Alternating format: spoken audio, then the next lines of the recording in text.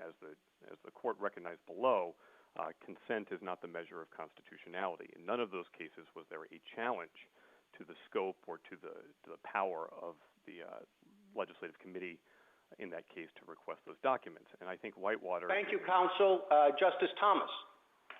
Yes, thank you, Chief.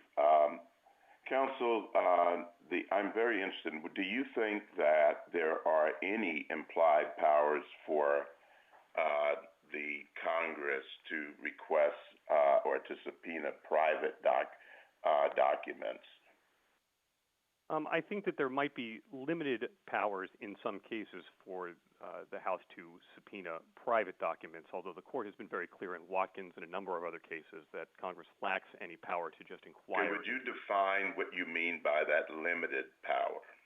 Well, I think that we don't quarrel with the general notion that Congress has some implied power to exercise its legislative powers, and we recognize that in some cases Congress has been able to seek information that would be directly relevant to its consideration of potential legislation. But as the D.C. Circuit recognized in Senate Select Committee and Judge Livingston recognized below, most often that's going to take the view of forward-looking information, perhaps aggregated information, and not an attempt to reassemble a precise factual history. That's well, the dissent in the D.C. Circuit opinion says that this sort of information or subpoena should be requested under the impeachment power.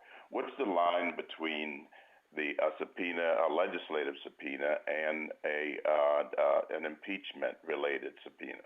Well, in Kilbourne, this court recognized that there are two very different powers, and that when impeachment is properly pending before either body of the House, the ability to subpoena pursuant to impeachment is coextensive with that of a court. Of course, court subpoenas are not unlimited. But that has no bearing on this dispute because the committees have waived any reliance on impeachment, and nor could they. These committees don't even have jurisdiction over impeachment. So regardless... Justice Breyer? Well, I'd like to follow up on both Justice Thomas's and Justice Ginsburg's questions. As to Justice Thomas' questions, are you saying that Sam Ervin's subpoenas, which were done under the legislative power at the time of Watergate, which were fairly broad, are you saying they were unlawful, that a court should not enforce them? Yes or no? And as to Justice Ginsburg's question, I would like to know why, since in Watergate and other cases, Watergate particularly, the court gave contested material involving the very workings of the presidential office to the prosecutor, why isn't whatever standard applies to personal papers a weaker one, not a stronger one? Well, if I can answer that last question first, I think that the court cannot refuse to see what others see, to quote Rumley, and the threat in this case of subpoenaing decades worth of papers, not only of the president, but of the president's family members, of his children, of his grandchildren, as the House has done in this case, poses an obvious problem with respect to harassment and infringement upon the ability of the executive to discharge his duties 24 hours a day. Unlike Congress, the president is never in recess, and these types of subpoenas are going to be particularly troublesome and burdensome. Are you saying that a weaker case, look, whatever it is, why wouldn't whatever standard applies to personal papers before the presidency be equal to or weaker than the standard for material that is the workings of the administration at the time? Well, setting aside any executive privilege concerns, which I understand is not the focus of your question, the answer is because this court has repeatedly emphasized in Kilbourne and Watkins and everywhere else that Congress lacks any power to inquire into the private affairs of any individual. And that's distinct from whatever interest they may have in informing themselves about the workings of government. Now, that informing power does not extend to the president. It generally applies to lower executive branch officials and agencies. Thank you. I see it. What about the first question? Are you saying that the Ervin Committee subpoenas were unlawful? Yes or no? This case, we do not argue that, and we do not need to address the power of impeachment because it's not at issue in this case. It wasn't impeachment. Justice Alito? Counsel, are there any circumstances in which a House of Congress can justify a subpoena for a sitting president's personal records on the ground that it wants to use the president as a case study for possible broad regulatory legislation? I think it's difficult to imagine for a couple of reasons. And one is, even setting aside the fact that it's the president, this court has always required some showing that the information being sought is pertinent. I think that the swath and the scope of the subpoenas that are issued here create serious problems even in an ordinary case. But to directly answer the question, no, the president's personal papers are not related to anything having to do with the workings of government, and to empower the committees to simply declare him a useful case study is to open the door to all sorts of oppressive requests. You could have subpoenas directed seeking all of Jimmy Carter's financial history simply because he used to be a peanut farmer and they want a case study on agriculture. You could have all sorts of requests for medical records, for educational records, any imaginable detailed personal records, because Congress does have the general power to legislate in lots of areas.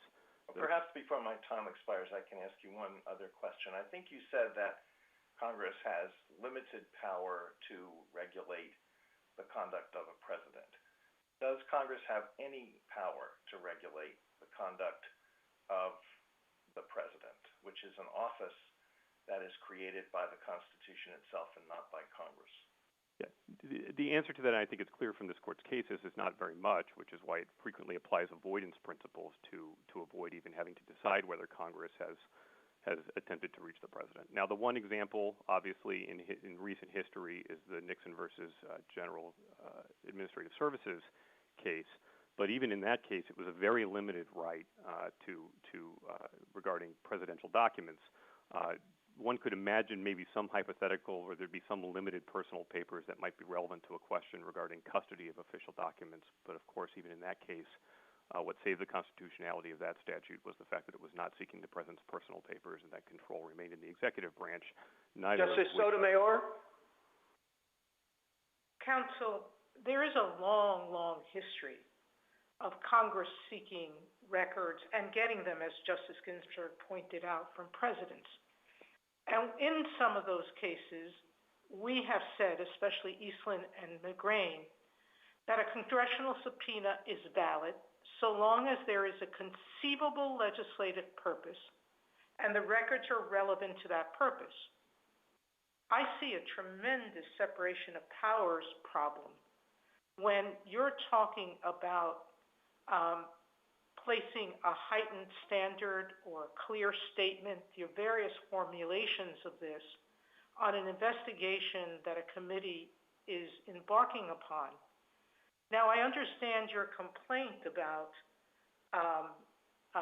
the financial services subpoena on the money laundering issue, but are you disputing that the stated purpose of the Intelligence Committee subpoena at issue, investigating efforts by foreign entities to influence the U.S. political process, and related to the financial records of that those were irrelevant to that purpose, and that's an illegitimate purpose by the investigative committee, by the Intelligence Committee?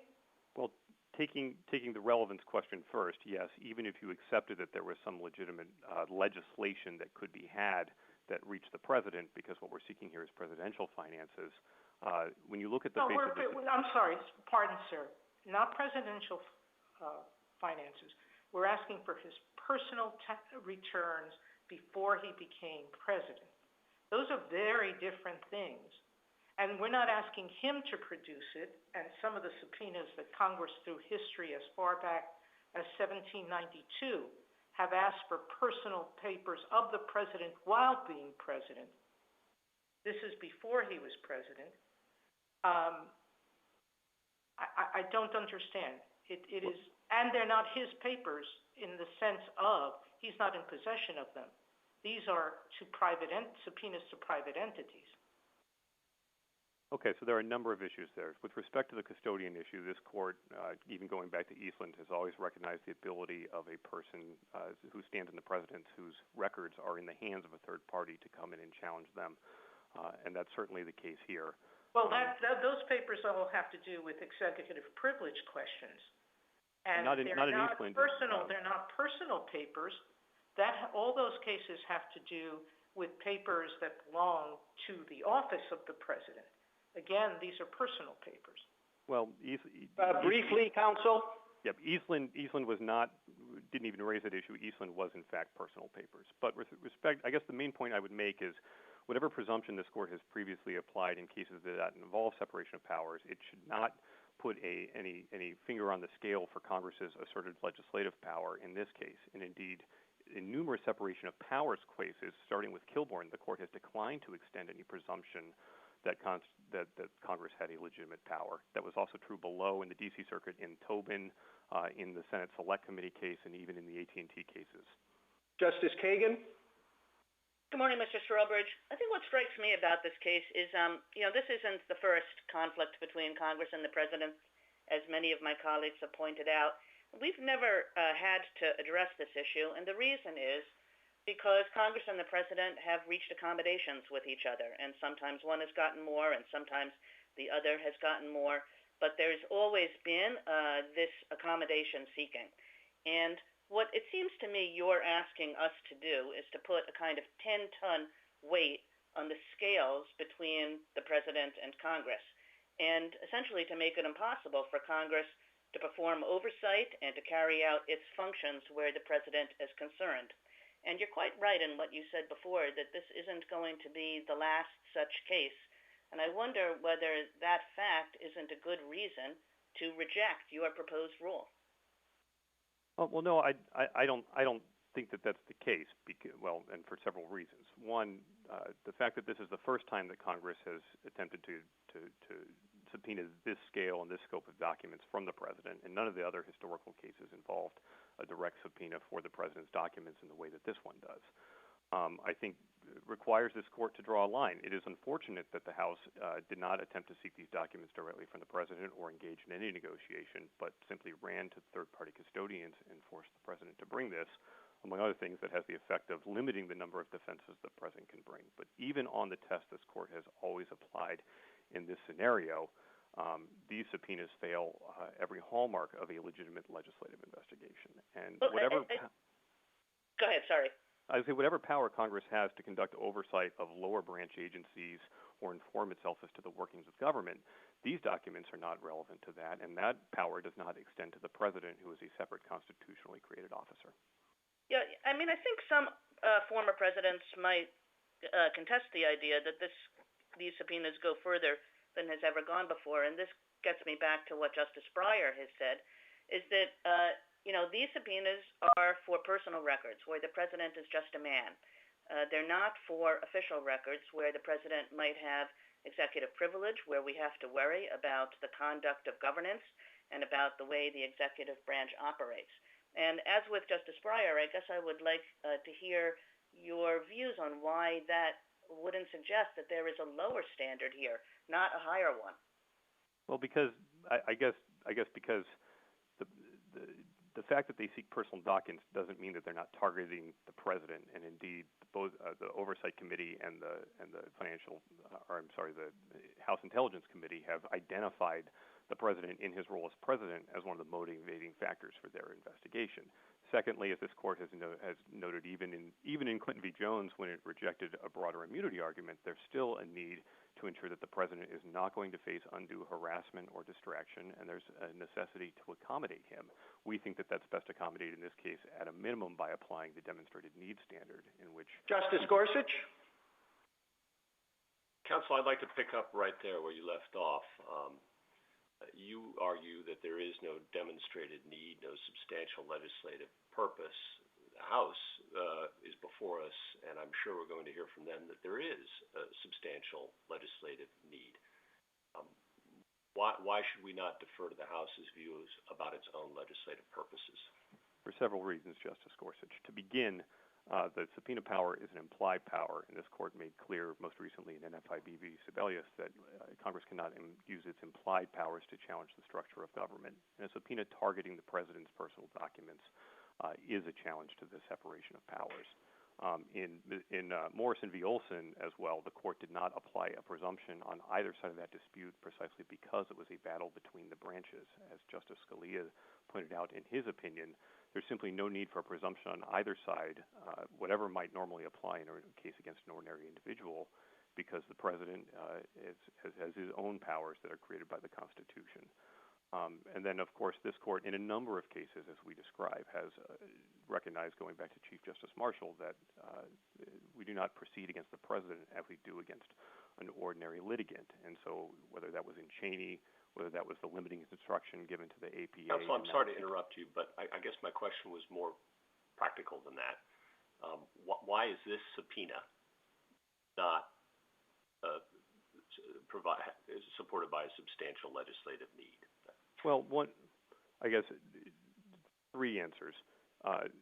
Congress has not really identified with any specificity what actual valid legislation it could enact that directly reaches the president. Even if it had, it hasn't identified how documents going back upwards of 10 years, in some cases completely unlimited, and seeking the most minute financial details not only about him but his children and his grandchildren, every credit card swipe, every check, has anything to do with some purpose that would actually be permissible legislation. And I think that any allowance of the case study rationale that the House has relied upon for the Financial Services Committee is a door that opens to endless subpoenas and harassment anytime one party controls one House of Congress opposite from the president. Thank you, counsel. Justice Kavanaugh. Thank you, Chief Justice, and good morning, Mr. Strawbridge.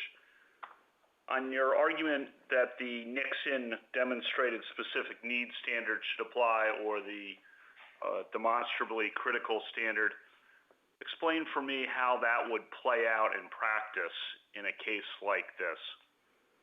Well, in a case like this, obviously where Congress is asserting its desire to enact general legislation, I think it's going to be very difficult. I don't hold out the possibility that they could meet the demonstrated need. I mean, I don't completely rule out that possibility, although I think it is telling that the House devoted all of one sentence to each of these subpoenas, attempting to just assert very broadly that they meet the demonstrated need criteria.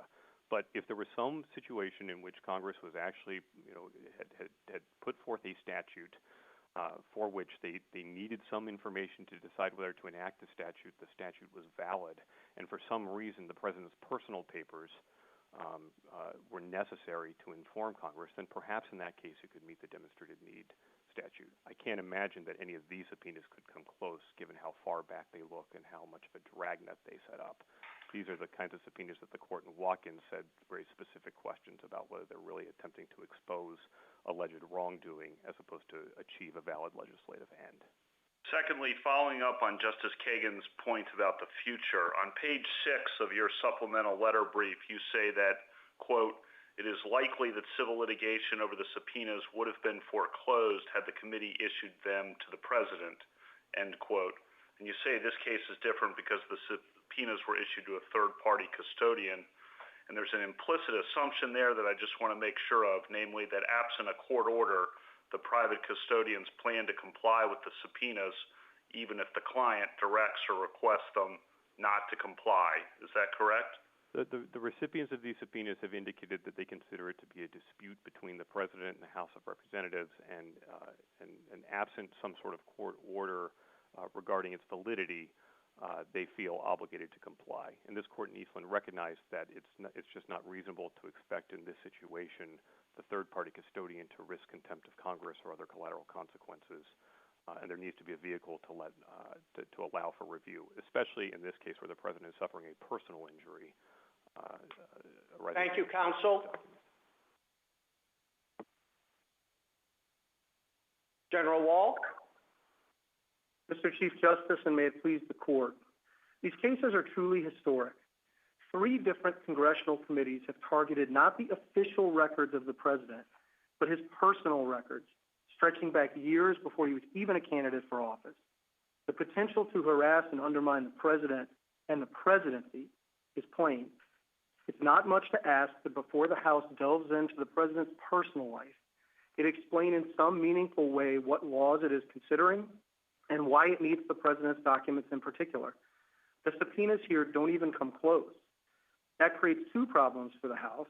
It can't satisfy any standards sensitive to Article 2 and the separation of powers, and indeed, as in Rumley and Watkins, This court should not decide a serious constitutional question the full House itself has not confronted. Counsel, you spent a lot of time in your brief documenting that the purpose of these subpoenas was actually investigatory rather than legislative. And if that is a pertinent consideration, I wonder how a court is supposed to look at it. Should a court be probing the mental processes of the legislators? Should members of House committees be subject to cross-examination on why you were really seeking these documents? No, Mr. Chief Justice, I want to be clear. I don't think any of that would be permissible.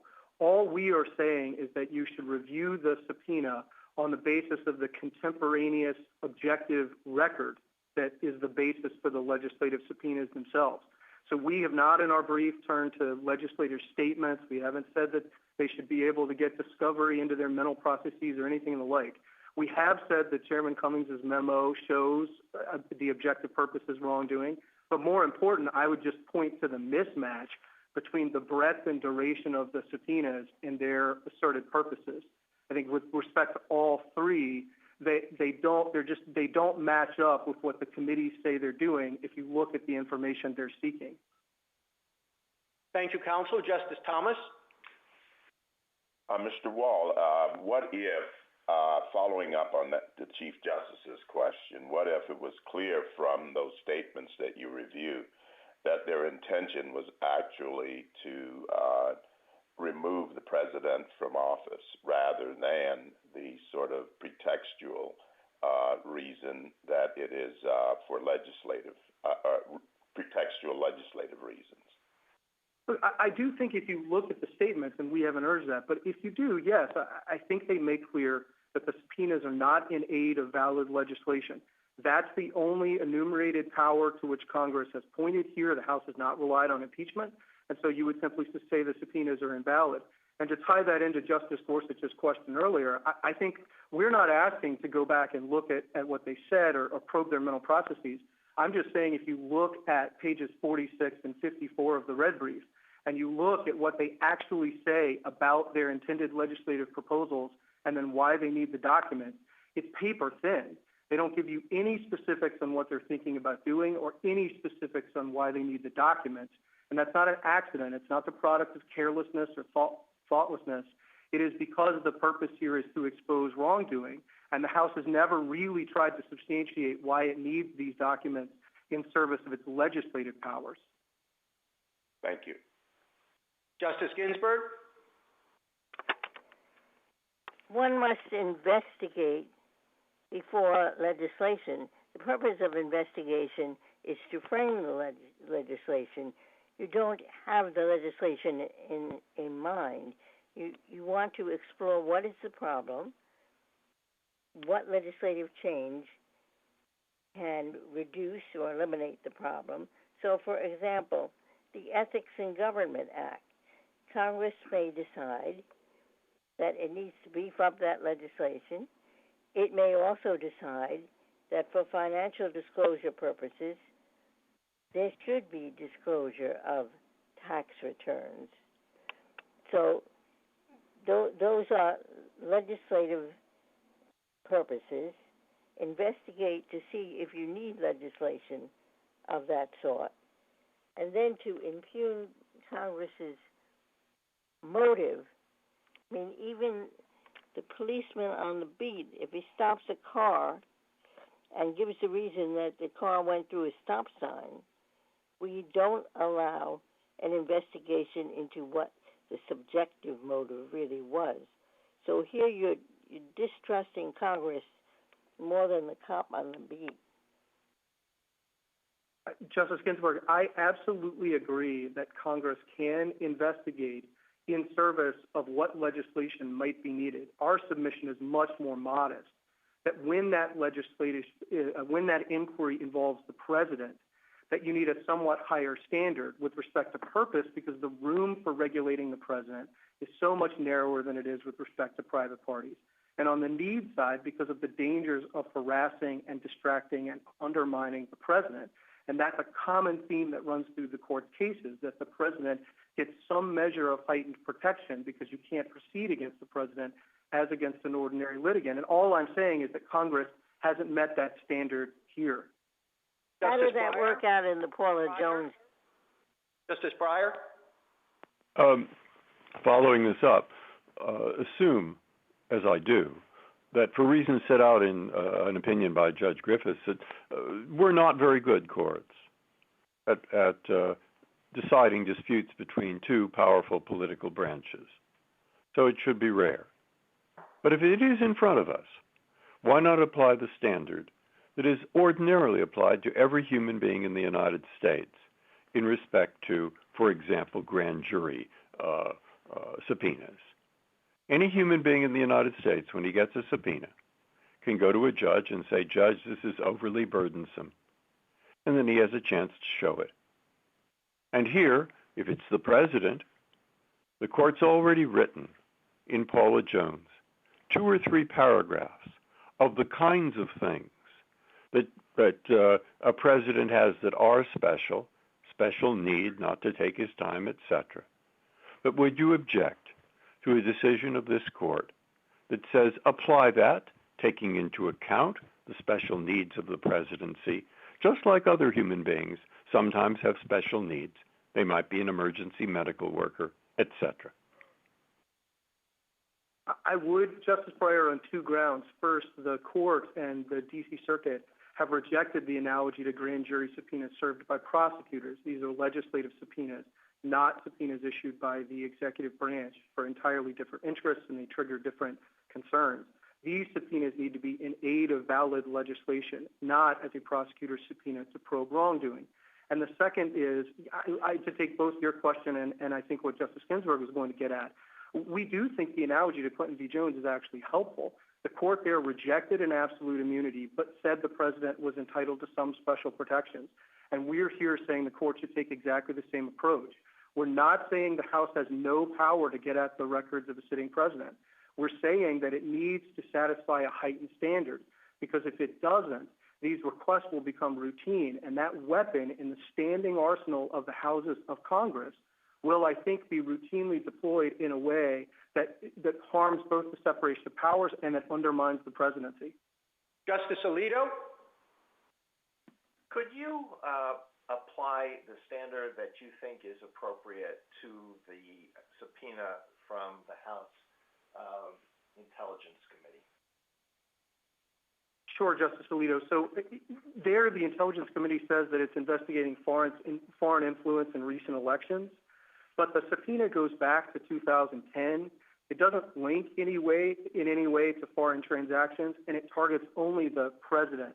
I have no idea why one would serve a subpoena that broad, both in breadth and duration, if what one is concerned about is a far more specific topic that would apply, I would think, to federal candidates more generally and more narrowly to foreign transactions and to more recent transactions. And there is nothing in the red brief that explains the mismatch. On the other side, the Financial Services Committee says it's investigating money laundering after the 2008 financial crisis, but its subpoena only goes back to the middle of 2016, and again, it targets the president. None of this makes any sense if what you are doing is in aid of legislation.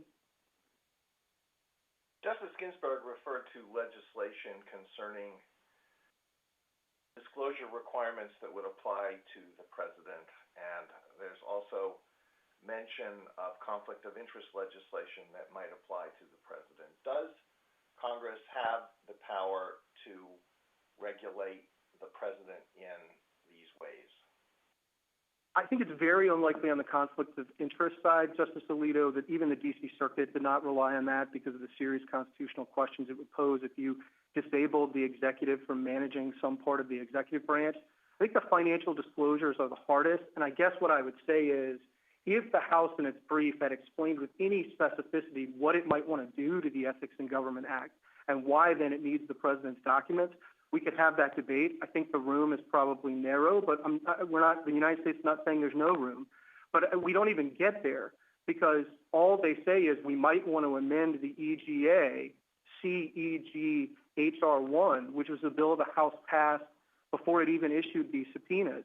And so it's very hard to sort of shoot at a target in the dark. I don't know what the House wants to do with any specificity, so it's hard to say whether that's valid legislation.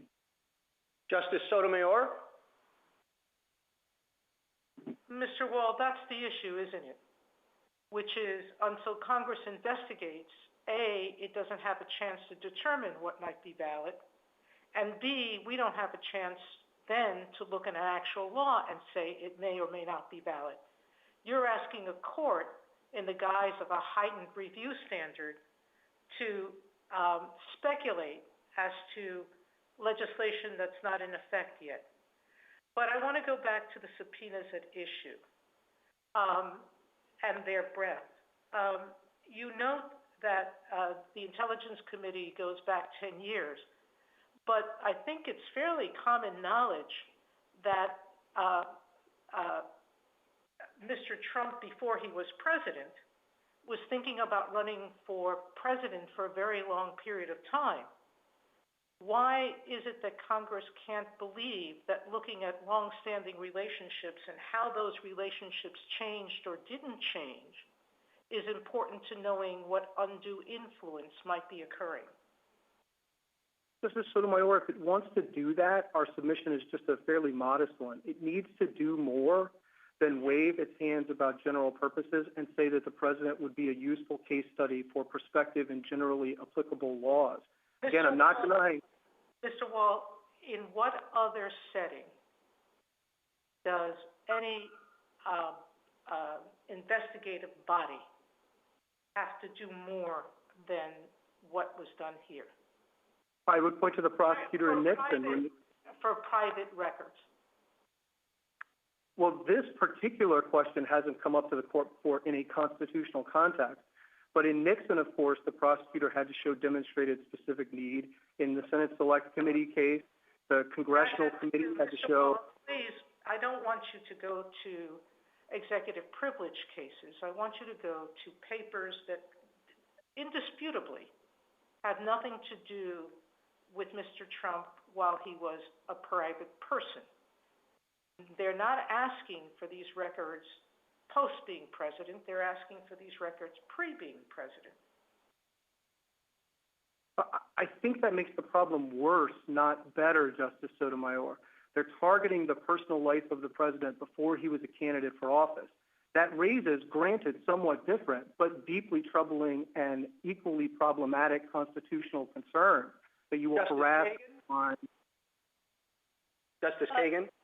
Mr. Wall, I'd like to go back to your use of Clinton v. Jones, because I had read that case differently. Of course, Clinton says that you're supposed to treat the president's requests with respect when the president says, like, I need a deposition scheduled at a different time, or can we have written interrogatories rather than a deposition?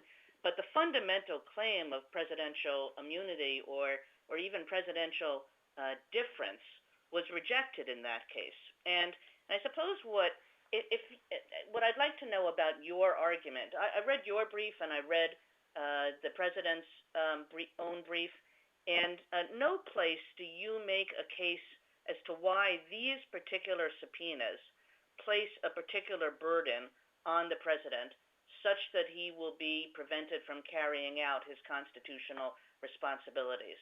And that's what I took Clinton v. Jones to be saying, is that's the kind of thing a president has to come in and show, a sort of case-specific argument about burden on the president. And are you making that kind of argument at all? Well, yes and no. Not if what you mean by burden is sort of compiling and delivering the documents to the House. Yes, if what you mean by burden is what I think the Clinton v. Jones sense, which is harassing and undermining the president. Now, exactly these subpoenas, well, I mean, I think you have to look at it as undermining the president. I mean, the point of some of those suits is presumably to harass and undermine the president, and the court let them go, let them proceed. And it said the only thing we're going to be concerned about is if you come into us and say, in defending those suits, you're going to be prevented from performing the responsibilities that we, the nation, need you to perform. Are you making an argument of that kind? Yes. In the courts below, when the House was pressed on the limits of its theory, it said that probably it could not draw the blood of the president or read his teenage diaries. The power that they are seeking and the burden they will impose in the aggregate on the president will, I think, reshape and transform the balance of the separation of powers. So yes, we are saying that these subpoenas, and certainly these subpoenas taken in the aggregate, once the House has this weapon, will harm and undermine the presidency of the United States, not just this president, the institution of the presidency going forward. Justice Gorsuch? Counsel, I believe in earlier discussions with Justice Alito, you indicated that Congress might be able to regulate in the area of financial disclosures of the president, and that is one of the interests the House has asserted here. What more would you require the House to do to assert that interest? What would be enough, in your mind, to demonstrate the heightened need you suggest is needed? I don't think it has to go provision by provision, Justice Gorsuch, or anything like that.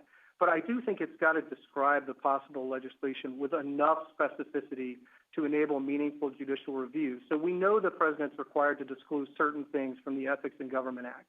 Well, if the House had said, let me stop you there. I'm sorry to interrupt, but let me stop you there. Let's say the House says we're considering legislation on whether to require presidential candidates to disclose their tax returns for a set number of years. Would that be sufficient? And if not, why not?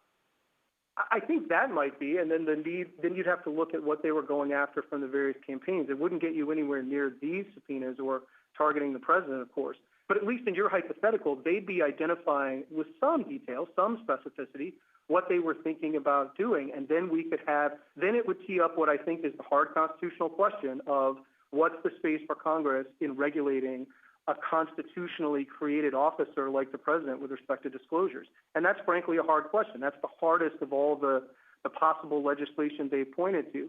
I don't see how we can have that debate in this case because they haven't even enabled meaningful judicial review. And that's a fact that I think should cut against the House, not against the president.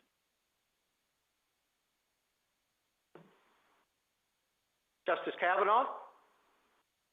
Thank you, Mr. Chief Justice, and good morning, Mr. Wall. I want to make sure we touch on one of your procedural arguments.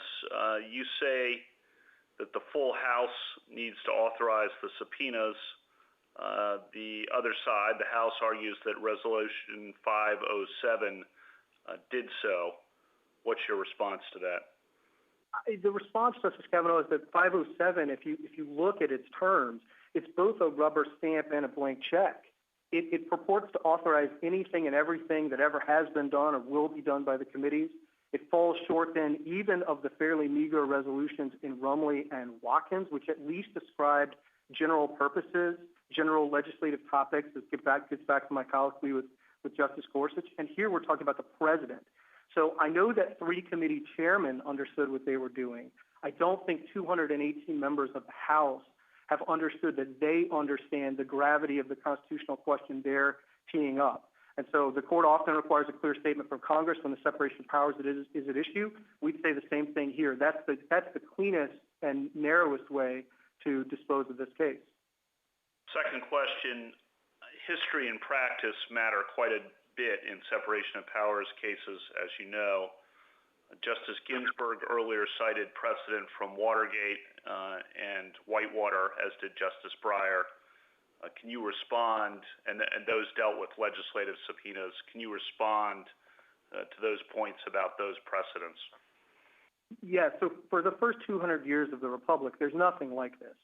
The House's examples either didn't involve the president... What about, sorry to interrupt, but specifically Watergate and Whitewater? So that's what I was coming to. I think the Watergate subpoenas were for official records, and obviously they were subject to a heightened needs standard. The Whitewater subpoena is the closest analogy. It's modern. It was never litigated, but I'll grant that subpoena looks very much like this one. I don't think that there's any historical precedent for it, and the concern, Justice Kavanaugh, again, if we go down this road and the houses of Congress can weaponize the subpoena power in this new way, that's going to sit in the standing arsenal for use against the president and any other constitutionally created officer. And I don't think it takes much imagination to know where that road will lead or that we will regret having taken it. Thank you, counsel.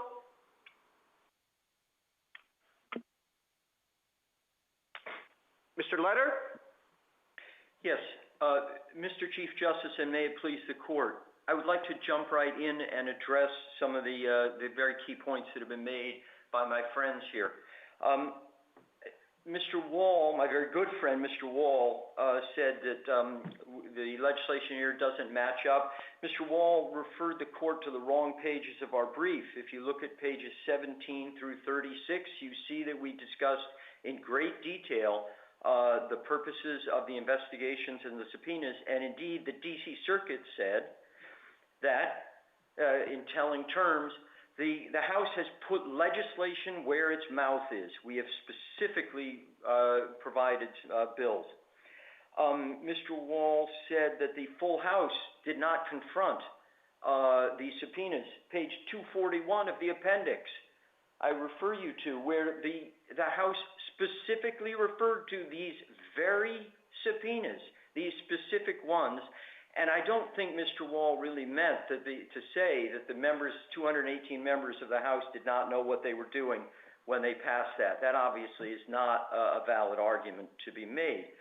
Then we turn to something that came out in answer to Justice Sotomayor's question. Remember that key records here, some of the key ones that we want, are ones that President Trump has not even seen. We want records from third-party business entities that their analyses of for instance, requests for loans. So these are documents that there's no privacy interest in, no constitutional liberty interest, etc. Next, we do have limiting principles. The House very much does. This court's precedent set those. Must be pertinent to a legislative purpose, can't violate constitutionally protected liberty interests or privileges, and can't undermine the president's ability to carry out his responsibilities. Mr. Letter, let's talk about the standard you propose. The quotes in your brief is that it concern a subject on which legislation could be had. Could you give me a plausible example of a subject that you think is beyond any legislation that Congress could write?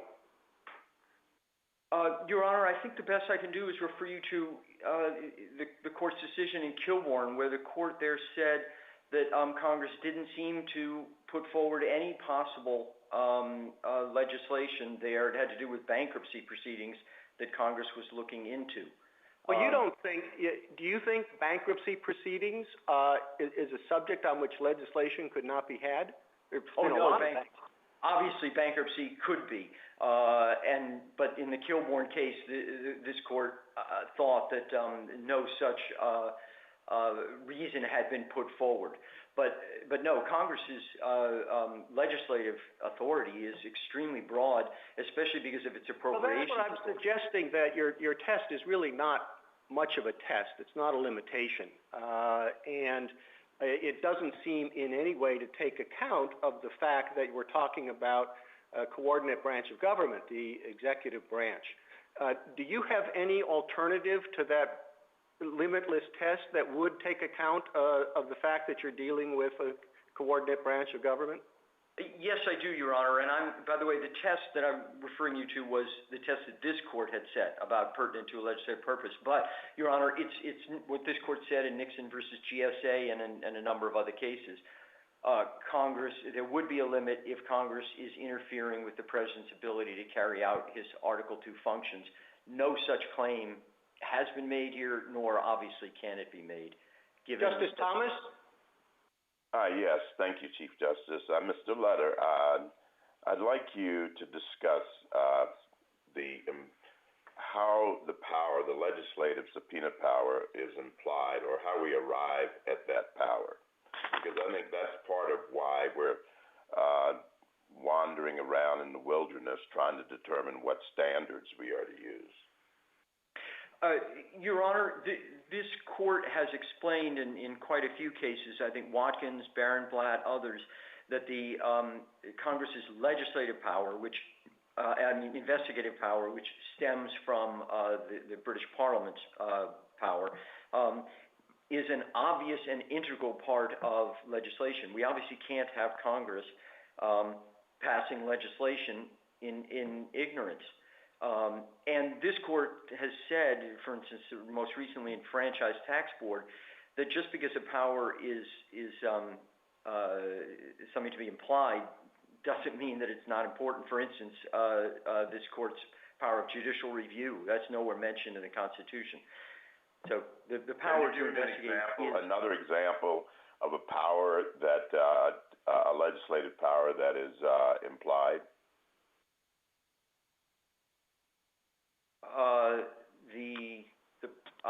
I'm sorry, Your Honor, I'm not coming up with something right now off the tip of my tongue. Okay. Can you give me the earliest example you have of Congress issuing a legislative subpoena?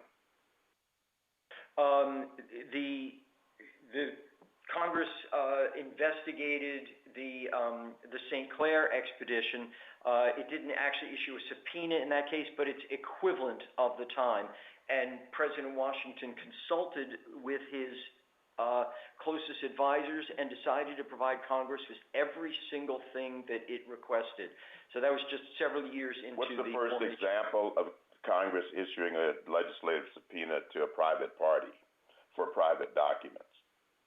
I'm sorry, Your Honor, the Watkins decision has a lengthy discussion of that. I don't have off the top of my head the very first one, but my memory is that this court describes that in great detail in Watkins. Thank you. Justice Ginsburg? The concern has been expressed that Congress could be using this subpoena power to harass a political rival. So what is your answer to, what is the principle, the limiting principle that would say legitimate legislative purpose, yes, looking toward enacting a law, but not to harass a president from the opposing party? Two answers, Your Honor. First is this court's decision in McGrain, which is extremely important here. Now, McGrain was not seeking papers of the president, but there the lower court struck down and said the subpoena was no good. The congressional investigation was no good because it was inspired by politics. This court absolutely and flatly and unanimously rejected that as a reason that it couldn't be done. And then the other is Clinton versus Jones, where this court said if there is harassment, the courts can take care of that. And that's the answer to the Justice Department's entire brief. There is no responsible claim here that all that's going on is harassment. And if there is, this court has said, we're here. Thank you. Justice Breyer? Thank you. In respect to the authorization, was there proper authorization by the full House of the legislative subpoenas? 2 points. One, Roomley says, look at the subpoena and its authorization as of the time the subpoena was issued. Here, perhaps, the time that it was challenged first, before the later authorization in the full House was passed. 2, compare it with the Senate Select Committee on Presidential Campaign Activities v. Nixon. Look at the authorization. The authorization there is highly detailed, highly specific, and it suggests they could go after the information held by any person, presumably including the president. This authorization, which came after the challenge, in fact, writes a pretty blank check for anything without detail. Now, those are arguments made by the other side. I'd like to hear what you say. Thank you, Justice Breyer. Several responses, and I'll try to be quick. First, McGrain, this court said very, very clearly, you don't just look at the authorization. There was no authorization there. Second, yes, Resolution 507 is in part broadly worded, but it is extremely specific in its third whereas clause. Right there on page 241, it refers to these very specific subpoenas. And in addition, authorization is much different now in the modern Congress. The modern Congress has authorized committee chairs has authorized committees to issue subpoenas, and those committees then have, in general, delegated that authority to its chairs. So the modern Congress, there clearly is authorization to committee chairs to issue these subpoenas. And as I said, if there's any doubt at all about that, the full House ratified these very specific subpoenas. Before or after Roomley? I mean, before or after they were issued and challenged? This is after they were issued and challenged. The issuance, as I said, is authorized by House rules, which this court has said it will not examine. And then the full House, because there were arguments made, the full House said, oh, no, we authorize these exact subpoenas. We ratify the issuance of these subpoenas. It is extremely clearly worded, page 241A of the petition appendix. Thank you. Justice Alito? Mr. Letter, I was somewhat baffled by your answer to Justice Ginsburg about the use of congressional subpoenas for purposes of harassing a president. Your final answer was the courts can take care of that, but that's the issue here, whether something should be done to prevent the use of these subpoenas for the harassment of a president. So could you explain what you meant? Absolutely, Justice Alito. This court in Clinton versus Jones and in other cases like Nixon versus GSA has said we are here to protect the president if there is harassment from Congress or private individuals. And here, there clearly, though, is, we think, valid legislative purposes. The four courts below all found that there was. I don't want to cut you off, but I have very limited time. So your answer is that the protection against the use of a subpoena for harassment is simply the assessment whether the subpoena is conceivably is relevant to some conceivable legislative purpose. Correct. That's what the court has said, but also, again, Clinton versus Jones and Nixon versus GSA. I mean, that's not much protection. In fact, that's no protection, isn't it? It is protection, Your Honor, if what Congress is doing is interfering with the president's ability to do his job.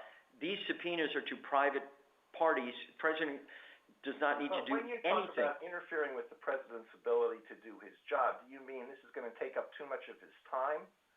Or does that include the potential for the use of subpoenas solely for harassment and political purposes? Your Honor, if they were solely for harassment, then they wouldn't meet the standards of they have to be pertinent to a legislative purpose. So I think the combination of all of those provides ample protection, but there's no... But you were not able to give the Chief Justice even one example of a subpoena that would not be pertinent to some conceivable legislative purpose, were you? As I said, Your Honor, that's correct, because this court itself has said Congress's power to legislate is extremely broad, especially when you take into account appropriations. Well, so the end result is that there is no protection whatsoever, in your view, and maybe this is the correct answer, but in your view, there is really no protection against the use of congressional subpoenas for the purpose of preventing the harassment of a president, because the only requirement is that the subpoena be relevant to a conceivable legislative purpose, and you can't think of a single example of a subpoena that wouldn't meet that test. No, Your Honor, because remember, there may be constitutionally based privileges or things like executive privilege. Well, there might be constitutionally based privileges. Which constitutionally based privileges apply to a subpoena for records in the hands of a third party? There could be, Your Honor. What are they? Would you name one? Oh, well, it seems to me executive privilege could enter in. State secrets privilege could enter in. depending upon the specific circumstances, Your Honor. Let me ask you one more thing, if I can, and there's time. Are there any limits on using a president's records as a case study relating to the need for legislation? So, for example, if the salary and the net worth of a future president before election was that of a person who would be regarded as middle class, and Congress says, we want to study possible revisions of tax laws and the provision of services to members of the middle class, so we're going to subpoena all available information about the assets, income, expenditures, and services obtained by this sitting president and his family for purposes of considering that legislation. Would that be permissible? It certainly could be, Your Honor. So here, that's a very good question. Here, remember, the Financial Services Committee is doing an extremely broad investigation of a financial services sector, and there's massive public reporting that before he became president, President Trump's personal records and his businesses and his family have been heavily involved in those very activities. And we're investigating numerous other banks and individuals having nothing whatsoever to do with the president. This is part of a much larger sector-wide, industry-wide investigation, and President Trump is... Sotomayor? Counsel, we have said that personal records, with the aim of making the president a case study, threaten to run afoul of this court teaching that there is no congressional power to expose for the sake of exposure. And the other side points to some hypotheticals that are troubling. The president's transcripts, simply to pass on educational reform legislation, or subpoenas of his personal medical records, simply to enact general health care reforms. Tell me what we say to ensure against those hypotheticals and against a proposed subpoena that might be just for the sake of exposure. Your Honor, a couple of answers. One is, yes, you said just for the sake of exposure is no good, but this court said that exposure involving government activities can be. Pertinence would be the key. Pertinence to a valid legislative purpose. And here, the Intelligence Committee, there's an obvious need to focus on the president's financial records to determine if the president is subject to foreign leverage. It's obvious that it ties in with that legislative purpose. So pertinence. Let me put this. I'm sorry to interrupt you, but we're limited in time.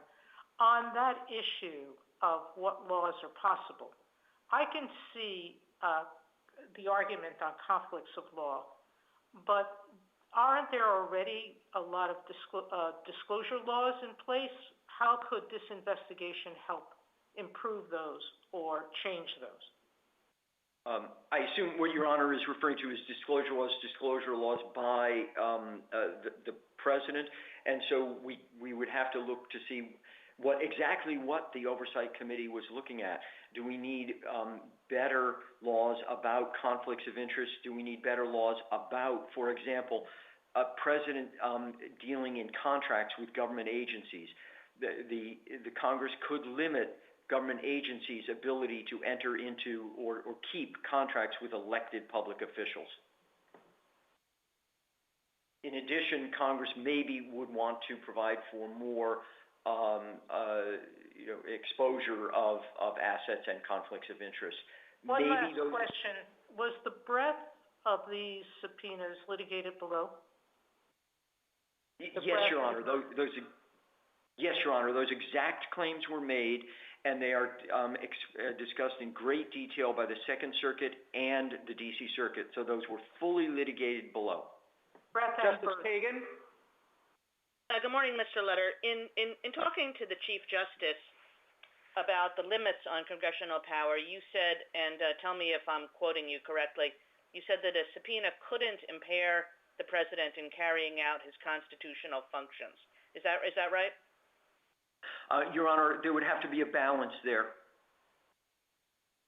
Okay, but that's what we should be looking to. And then you said no such claim has been made or could be made. And I also took the briefs not to be making that claim, that this subpoena would impair the president in carrying out his constitutional functions.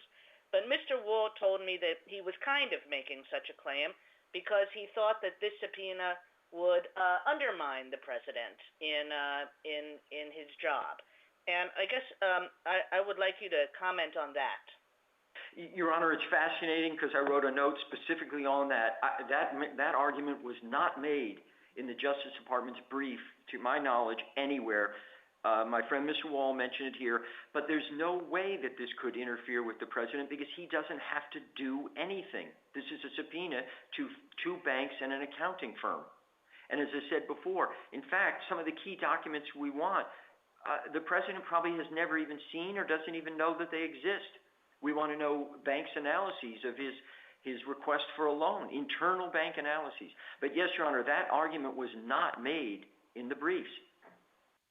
Okay, and if I could get you to talk about the history that some of your colleagues have talked about, what do you think the history shows us with respect to this issue?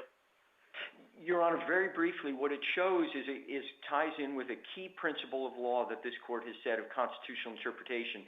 History can help inform what the Constitution means. There's a lengthy history of presidents either voluntarily or not voluntarily complying with requests for information by Congress. And we went through Presidents Washington, Jackson, Buchanan, Grant, and then more modern times, Nixon, Carter,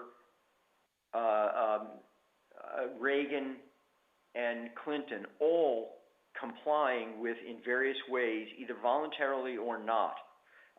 For instance, in the Nixon case, Nixon voluntarily provided certain tax returns. He didn't provide all of them. Congress then got more pursuant to statutory authority, like a subpoena, of President Nixon and his family's tax returns. I don't think that either the Justice Department or Mr. Trump answered that hypothetical. History really matters here, and it shows that the arguments being made here by President Trump are astonishingly ask you to ignore a massive amount of history. Thank you. Justice Gorsuch? Good morning, Mr. Letter. Normally, we use law enforcement investigative tools like subpoenas to investigate known crimes and not to pursue individuals to find crimes. That's a principle you're well familiar with from your time at the Department of Justice. And I'm wondering what limiting principle you offer us here that can prevent that danger. The first one was it has to be pertinent to a legislative purpose, but I think as we've explored, that's very, very broad and maybe limitless, some would suggest on the other side at least. Constitutional privileges, if you're investigating someone in their private capacity, they're going to be few, maybe attorney-client privilege, things like that. And it can't be burdensome, I heard, was your third, but in an age where everything's online and can be handed over on a disk or a thumb drive, that pretty much disappears too. So what is left to protect that important value that I know you share? I do share that, Your Honor. And by the way, burden here, none of the subpoena recipients have claimed burden. Your Honor, I answer it this way because, again, it has to be, I'm going to stick with the pertinent to legislative purpose because, for example, Congress did a massive investigation of what happened at 9/11. Obviously, a lot of that. Let me stop you there. If that's where you're going to go, and I thought that might be, Mr. Letter, and I apologize for interrupting, but I would think a federal prosecutor might say that an investigation of an individual could be pertinent to a criminal investigative purpose too, because there are so many federal crimes out there, and it's possible this person jaywalked or failed to pay his taxes, or whatever his concern is. That's a legitimate investigatory purpose for sure. So what takes us out of that realm and that concern?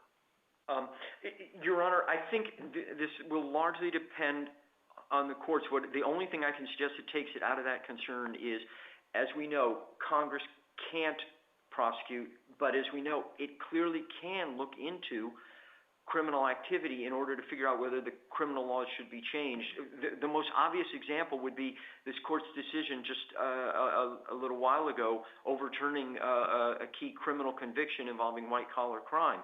Obviously, Congress could do a very thorough investigation of that to determine whether to pass a different criminal law statute that would actually make it a crime to do what was done in Bridgegate. So it's going to be very difficult to separate the two and say that what Congress is doing in looking into criminal activity for the purposes of determining if the FBI is doing a good job and needs more money, or whether to amend the criminal statutes, there's going to be an extremely rare case where that is going to be invalid on Congress's part. Justice Kavanaugh? Thank you, Mr. Chief Justice, and good morning, Mr. Letter. I want to follow up on the line of questioning that several of my colleagues have pursued, the Chief Justice, Justice Ginsburg, Justice Alito, Justice Kagan, and others, which I think come down to the idea of limitless authority and how to deal with that. The other side says that allowing these subpoenas and subpoenas like these, say for medical records, would be a grave threat to future presidencies. It would be open season, they say, on private records of anyone who is president, and maybe other government officials too. And they worry about the harassing nature of subpoenas like that. You say, and Justice Gorsuch was just exploring this, it's okay so long as it's pertinent to a legislative purpose. But I think everyone has explored with you that just about everything can be characterized in terms of a subpoena as pertinent to a legislative purpose. I don't think you could answer the Chief Justice's question about something that wasn't. And the question then boils down to how can we both protect the House's interests in obtaining information it needs to legislate, but also protect the presidency? How can the court balance those interests? I guess the thing I would say is, why not employ the demonstrably critical standard or something like that? This is what the other side would say, as something that's borrowed from a different context, but that might serve to balance the strong competing concerns here. Your Honor, that's a very good question. I have several responses. The first one goes to the last thing you said about why not employ a demonstrably critical test. I don't know how the courts would do that without violating the separation of powers. I was reminded recently by the congressional leaders that often they're doing investigations. They don't know where the legislation might go at that point. So I don't know how you would force Congress to show some sort of demonstrably critical reason. Well, wouldn't it be the same way that it's shown in an investigation where executive privilege is asserted, and the demonstrably critical standard in that context has been the tried and true method for about 50 years?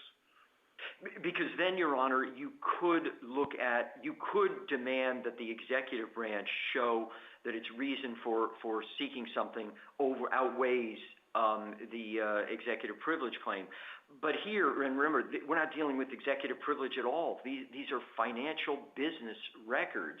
It's difficult to see how these could ever come within that kind of balance that would override Congress's authority to do investigation.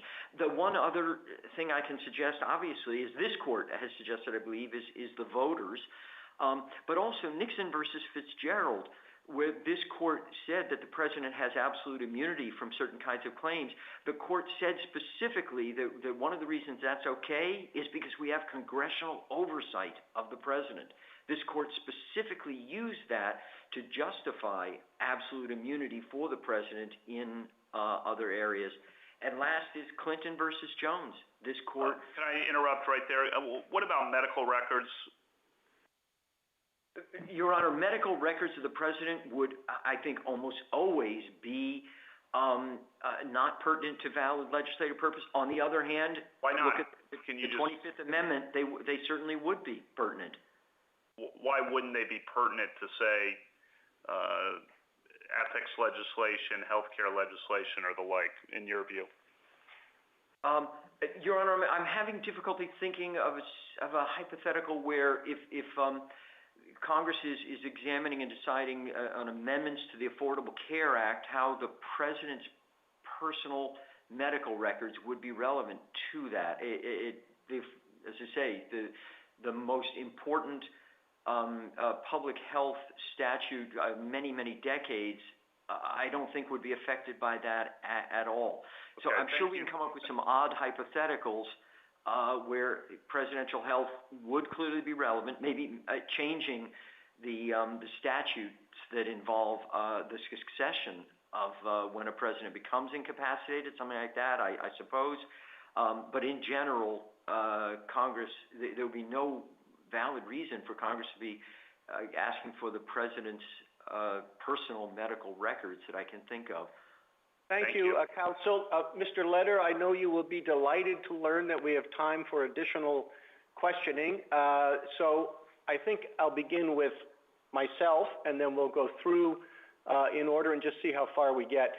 One thing that hasn't come up is the fact that we're dealing here with three separate committees, and we're concerned, as you've recognized, with the potential for harassment. And how does that play in? I mean, at what point does the number of committees investigating the president's personal papers become a factor in an analysis of the issue of harassment? Your Honor, I am very pleased there's more time for questions. But, Your Honor, it would seem to me that there are situations, again, you'd have to look to, Clinton versus Jones. When does it reach a particular stage? We're nowhere near that here. And in fact, the subpoena by the Intelligence Committee matches the subpoena from the Financial Services Committee to Deutsche Bank because specifically Intelligence did not want to cause too much of a burden to the subpoena. What about as you know, very shortly in the second case, we're going to talk about subpoenas from district attorneys. How does that factor in? I mean, should those be counted in the balance in terms of when congressional subpoenas become harassment? Definitely not, Your Honor. Since we had nothing to do with such the subpoena advance, we had no contact with the city of New York before that subpoena was issued, and so I don't know how that would tell us anything about what the House of Representatives. What about the Senate? I suppose they can issue subpoenas too, can't they? Of course, Your Honor. Yes. So how do you balance that? You've got, in this case, three different House committees seeking subpoenas. You've got the district attorney in New York. Depending upon party composition of different bodies in the future, you might have the Senate joining in. How do you measure harassment in a case like that? Your Honor, I think what you would do is if these were subpoenas from the House and the Senate, a massive number of them going to the White House, then there certainly would be at a certain point where it would affect the ability of the White House and the president to function. There's no doubt about that. But these subpoenas are to three private businesses involving... Thank you. Justice Thomas, any further questioning? Yes, I'd like to follow up on that, Mr. Chief Justice. Mr. Leder, that's, at some point there's a straw that breaks the camel's back. And it seems as though you're saying that we should look at these in isolation as opposed to in the aggregate. Why wouldn't we look at all of them and look at the full effect and whether at some point it debilitates the president?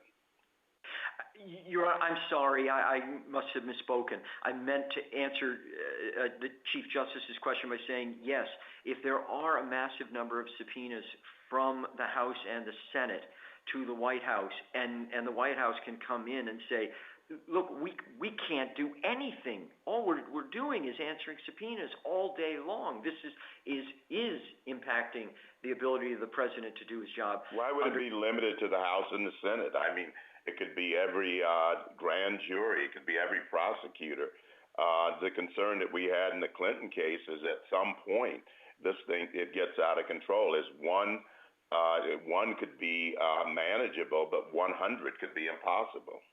And Your Honor is right. And therefore, if our subpoenas were on top of numerous others from grand juries around the United States, you could look at that. But let me emphasize one more time, our subpoenas the three are not to the president. They are to private business entities. Nothing is required of the president here for these subpoenas to be fully complied with. Not a single thing is required of the president or the White House. Justice I think Ginsburg, we all know it's about the president. Justice Ginsburg, any further questioning? No, I'll pass. Justice Breyer. Yes, he's emphasized it goes to a private person and it's for tax returns. But the subpoenas that I've seen go far beyond that. They apply to 15 Trump-affiliated entities. They ask for all documents related to opening of accounts, due diligence, closing, requests for information by other parties, etc. Now, that's a lot of information, and some of it's pretty vague. And if somebody subpoenaed you for that information, or subpoenaed your tax accountant, or subpoenaed somebody in your business, wouldn't you at least want to know what was being turned over? Wouldn't you want to ask them? And might that not take time? And might that not take effort? So my problem is there may be burdens here, third party or not, and not just political burdens. The job of the House and Senate, in part, as the president, is politics. That doesn't bother me.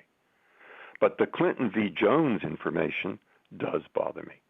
And the fact that what I hold today will also apply to a future Senator McCarthy asking a future Franklin Roosevelt or Harry Truman exactly the same questions, that bothers me. So what do I do? Justice Breyer, I fully understand that concern.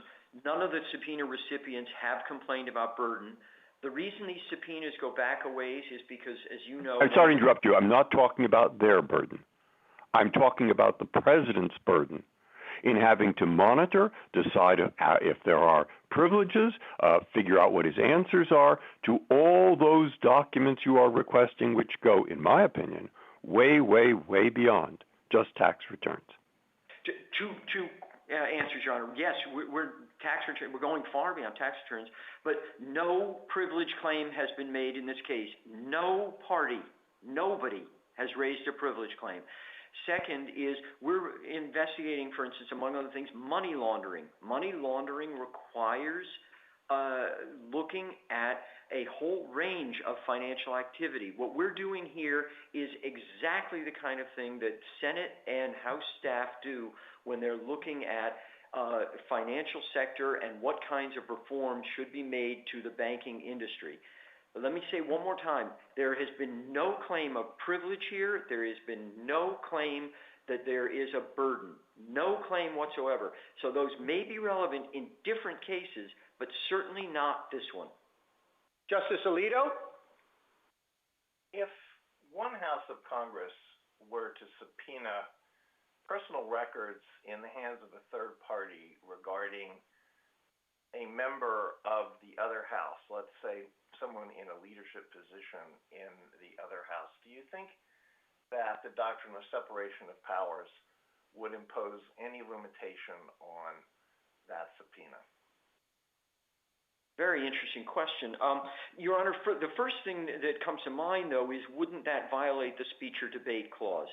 Remember, no member of either the House or Senate can be questioned anywhere else. And so if there's a request for records, if it's tied in any way to the legislative functions of that senator or House member, that would be invalid. Well, let's say that it's similar to the subpoenas here. So they don't have anything to do with the performance of the legislative function. They are records regarding the personal activities of this individual, purely personal activities. And we can even say that they concern things that were done before the person was elected to Congress. That you still, and does part of your hypothetical include that they would nevertheless be pertinent to a legislative purpose? Pertinent to a legislative purpose. The committee wants to use someone in the leadership position in the other house as a case study for possible legislation. If it met, then your hypothetical, I think that would be a valid subpoena. I'm not aware that it has ever happened in the history of the House or Senate. I don't know of anything that would be like that. Justice Sotomayor, anything further? Yes, that's the whole point, though, isn't it? Justice Alito is raising this hypothetical because he says, shouldn't then we look at history, and it's only modern history where committees have asked for personal papers, so he presumably would discount that, and he would say, shouldn't we respect the separation of powers, that what's personal to the president is similarly personal to a congressperson? Justice Sotomayor, I have to disagree strongly with one thing you said, a key part.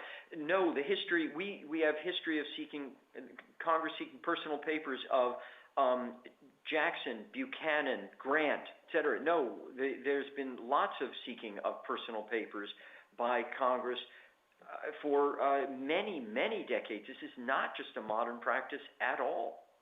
So Justice Kagan? Mr. Letter, I'm wondering if I could ask you to comment on a potential difference between, on the one hand, the Oversight and Intelligence Committee subpoenas, and on the other hand, the Financial Services subpoena. The first two subpoenas address the president directly, the financial disclosures that the president makes, conflicts of interest, foreign involvement in presidential campaigns. But the Banking Committee, Financial Services Committee, was taking a much broader scope. And when that's true, when the Congress doesn't seem to be looking into the president, but in a much broader topic, might there not be some heightened need for Congress to say why it is that they're focusing on presidential records for that purpose? Your Honor, I think that still would raise major separation of powers problems, as a court would have hearing. The court would ask chairmen of various committees to come and testify as to what they were doing and why. You're certainly right in your description. There are 11 subpoenas issued by financial services to members of banks, et cetera. And only two of them have to do, three subpoenas, two entities, have to do with the president. This is a much, much broader investigation.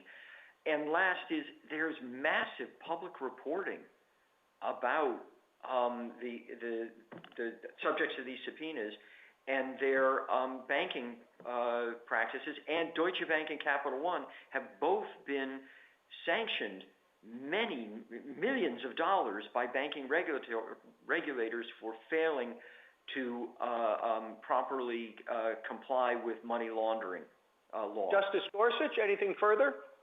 No, Chief, thank you. Justice Kavanaugh.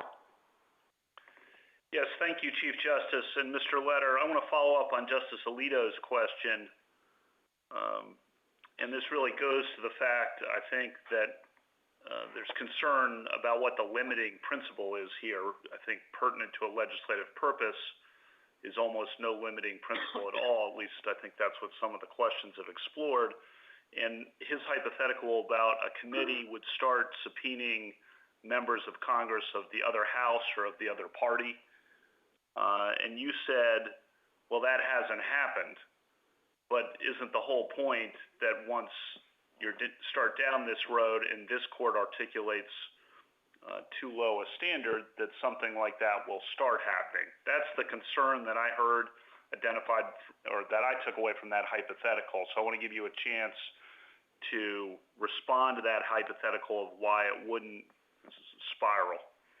I greatly appreciate that chance, Justice Kavanaugh. Two responses. First, remember exactly what this court did in Clinton versus Jones. And I was on one of the losing briefs there.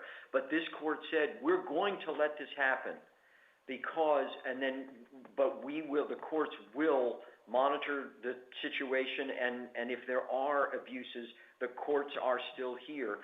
In addition, the Justice Alito's hypothetical, I also realize it might be there getting into things like privilege information or information involving constitutional liberty interests, and that's this court has struck down criminal convictions, et cetera, for subpoenas that do involve. Well, if it was personal records exactly identical to the personal records here, but from members of Congress, none of those would apply, presumably, at least under what you've articulated so far today. I think that's right. But again, I come back to Clinton versus Jones.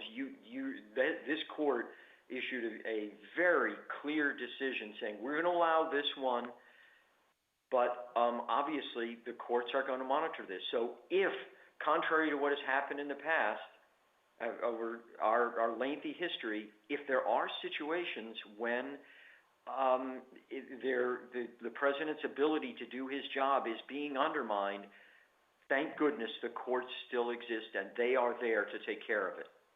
Mr. Leder, would you like to take a minute to wrap up? Your Honor, I greatly appreciate that. I'm sorry, just flipping back to my notes. I apologize.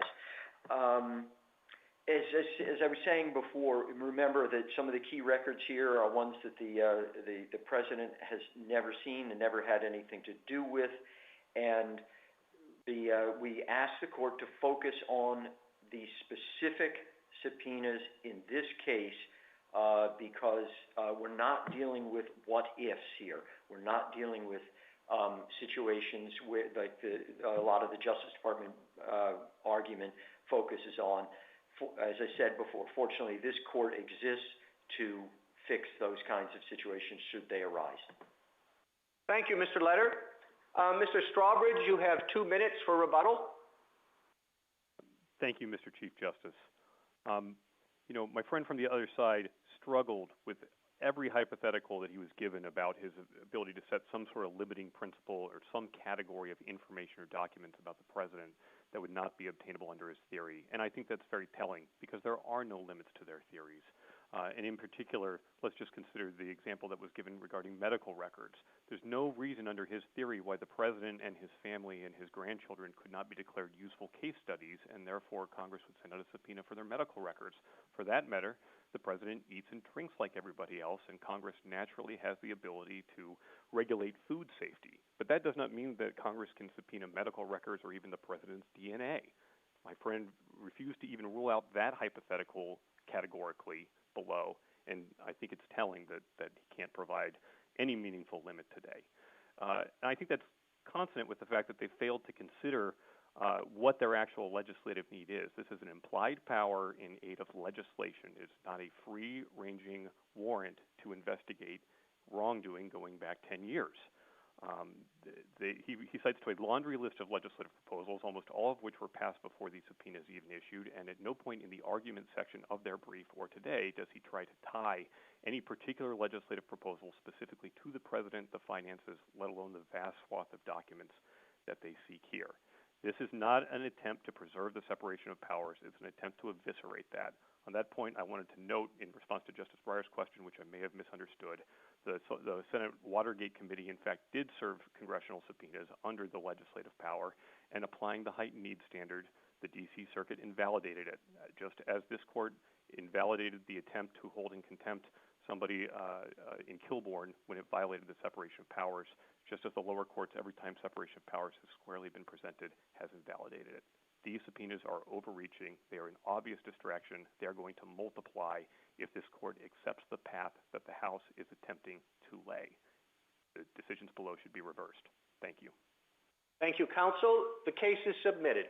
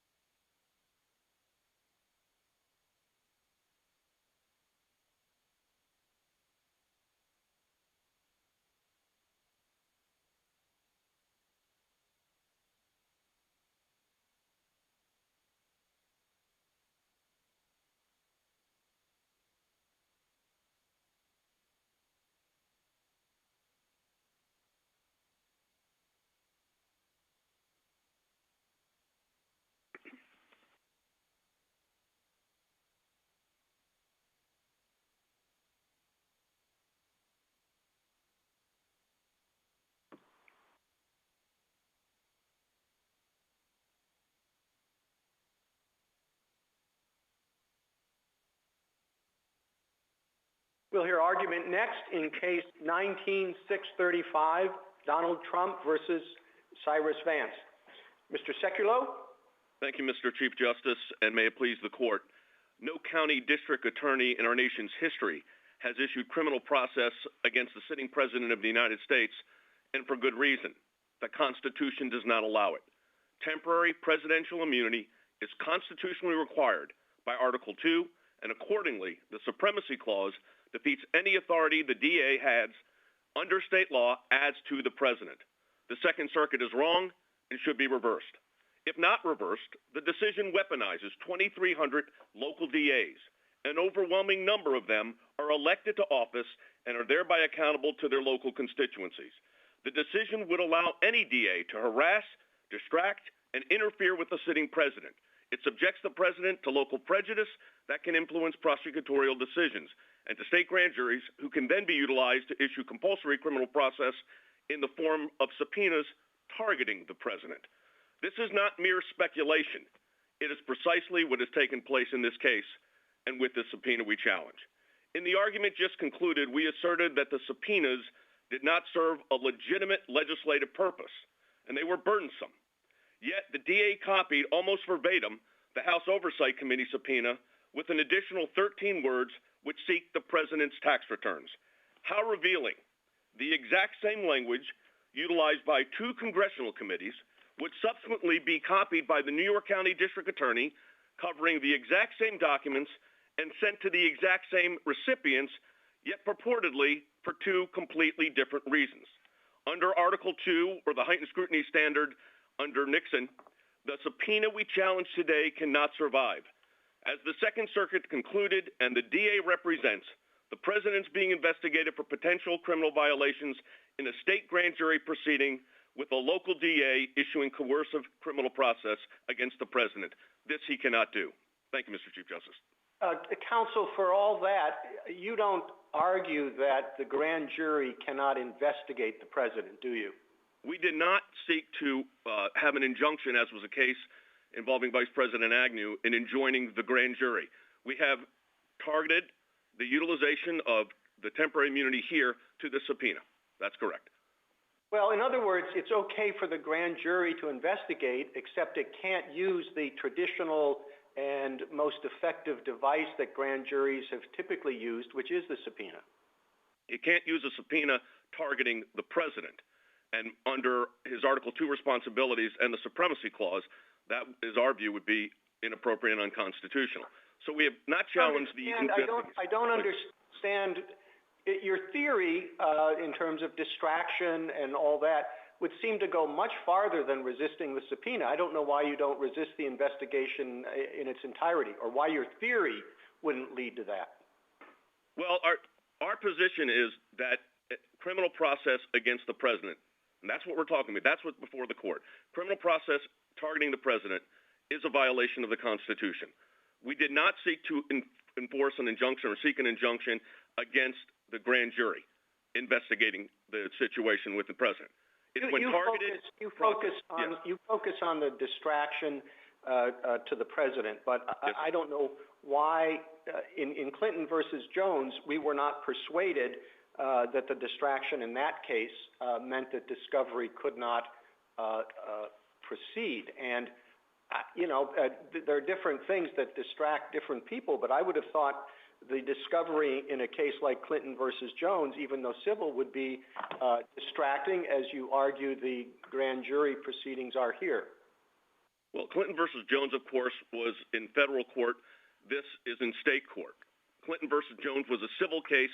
This is a criminal case. And as this court noted on page 691 of its opinion, if in fact the Clinton versus Jones case had originated in a state court proceeding, it would raise different issues than separation of powers, concerns over local prejudice. And in footnote 13, this court said that any direct control by a state court over the president may implicate concerns that are different than the interbranch disputes under separation of powers. So it would be Ms. Thomas? Yes, counsel, just a couple of questions. I'm interested in whether or not you can point us to some express language at the founding or during the ratification process that provides for this immunity? Well, there's a couple. There was a colloquy between ultimately Vice President Adams and Senator Ellsworth, where they talked about process against the president, and they took the position that any process against the president would be constitutionally problematic. Thomas Jefferson, of course, wrote in the letters he had regarding subpoenas that were issued in the Byrd trial that allowing local magistrates to banter about a sitting president from north to south and east to west would interfere with the president's responsibilities. And as this court just in the previous argument just stated, the burdensome nature of this is categorical. It's not, you can't just look at the one subpoena. It is the potential for 2,300 DAs, or just 1% of them, 23 DAs issuing process against the president. But the concern over interference from our founding with the president's responsibilities was discussed, and that's why in the Constitution there's process to deal with it. Does it make a difference when a subpoena goes to a third party? Certainly not here. Number one, the respondents have either forfeited or waived it. They have conceded in their brief that they are seeking the president's documents. These are the president's documents. He is the real party in interest, and he has the burden, including review with his counsel over any existing privileges and what these documents might entail. Thank you. Thank you, Justice Thomas. Justice Ginsburg? We have said in the grand jury context that the public has a right to every man's evidence.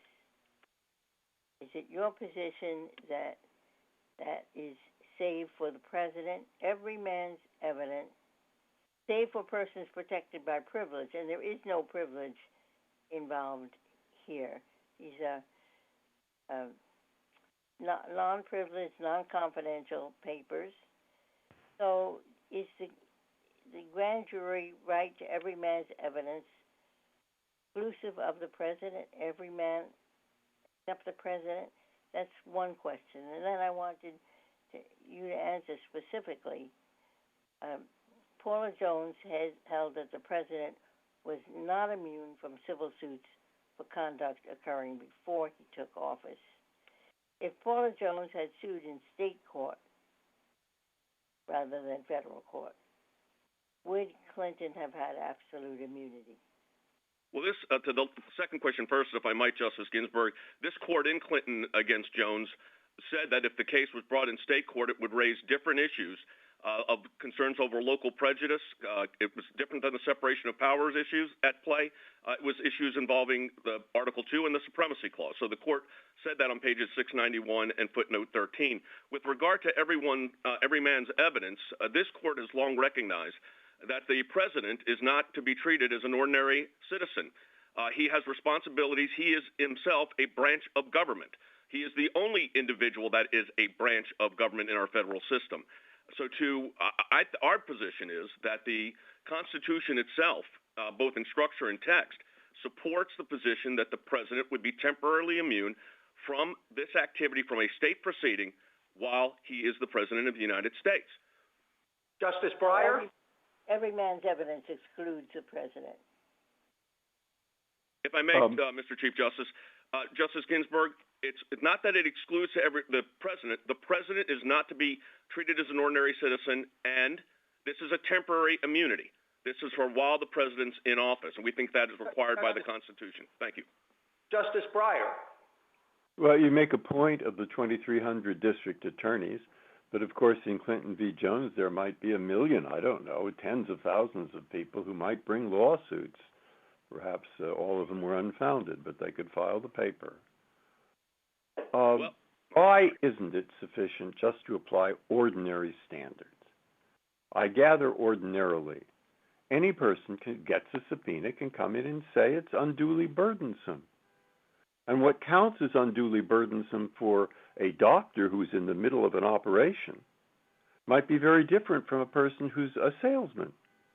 And similarly for the president, all the factors you raise could come in under the title unduly burdensome.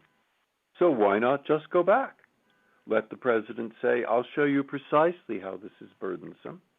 I'm going to spend time, effort, working all these things out, figuring out what they mean, etc. And if he shows undue burden and lack of connection, he wins, and otherwise not. That's true of every person. That's Clinton v. Jones. Why not the same here? Justice Breyer, the hypothetical you just gave, I think, proves the point.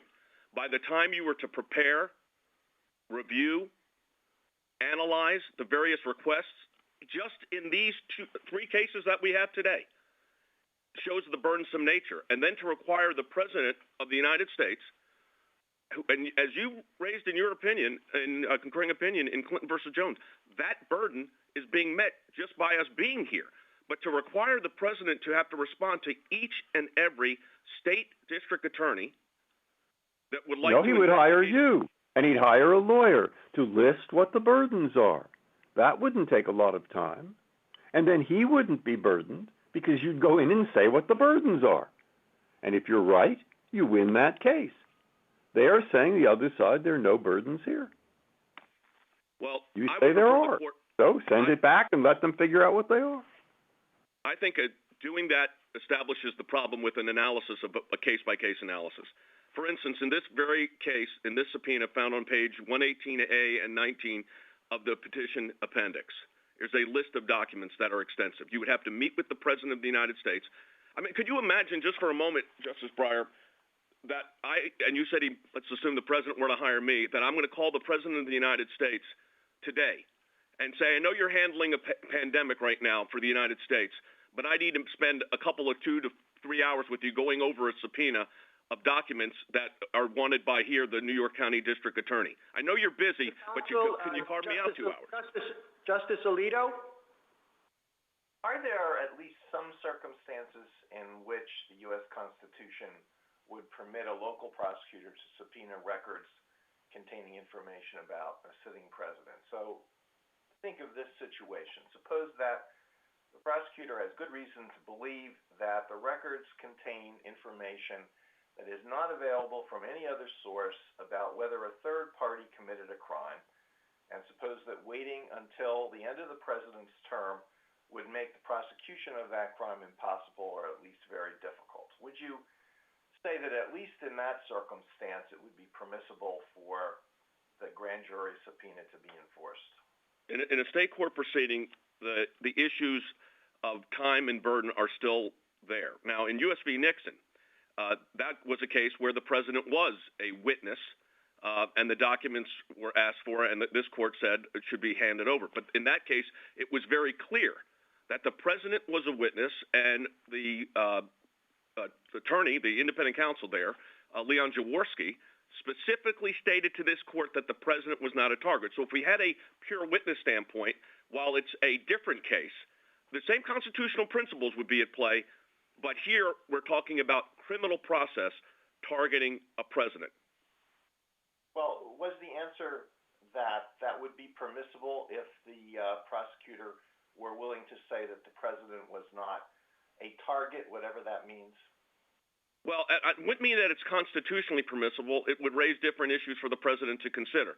But constitutionally, I think that I have to be very clear here. Constitutionally, under Article 2 and the Supremacy Clause, as to a state court proceeding here, we think even as a witness, it raises serious issues. Obviously, a very different case than this, but serious issues nonetheless. Thank you. Thank you, counsel. Justice Sotomayor? Counsel, it seems that you're asking for a broadness of immunity that Justice Thomas pointed out is nowhere in the Constitution. And in fact, the Constitution protects against presidential interference with state criminal proceedings. It doesn't allow the president to pardon offenders for state prosecutions, for state criminal convictions. And yet, I find it odd that you want us to rule that there's essentially an absolute immunity from investigative powers, the height of a state's police powers, and that we would permit a civil damages case by a private litigant, which we did in Clinton. Prosecutors have ethical obligations with respect to grand jury investigations. They have to keep those investigations secret. They can be prosecuted if they leaked that information. Don't we usually presume that state courts and state prosecutors act as they should and in good faith? Even if you were to assume that... If you let me finish. And doesn't the president always have the opportunity to show that a particular subpoena, in fact, was issued in bad faith? President was given that opportunity here, and a affidavit, I understand, was filed under seal, setting forth the reasonable grounds for the investigation. I'm not sure why he's entitled to more immunity for private acts than he should be for public acts. Well, he's the President of the United States. He is a branch of the federal government. We only give judicial officers and congressional officers immunity for acts within their official capacity. If they don't, if judges sexually harass someone, we've said that's not within judicial functions, they can be sued. If congressmen do the same thing, they can be sued. So my question still comes. You're asking for a broader immunity than anyone else gets. Well, we're asking for a temporary...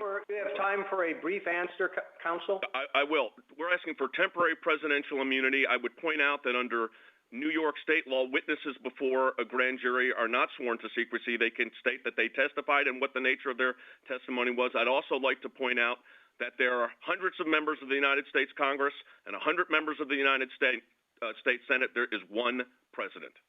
Thank you. Justice Kagan? So, Mr. Secretary, you've said that a number of times and made the point, which we have made, that presidents can't be treated just like an ordinary citizen. But it's also true, and indeed a fundamental precept of our constitutional order, that a president isn't above the law. From our first days, Chief Justice Marshall told Thomas Jefferson that he could be subpoenaed, he could be examined as a witness, he could be required to produce papers.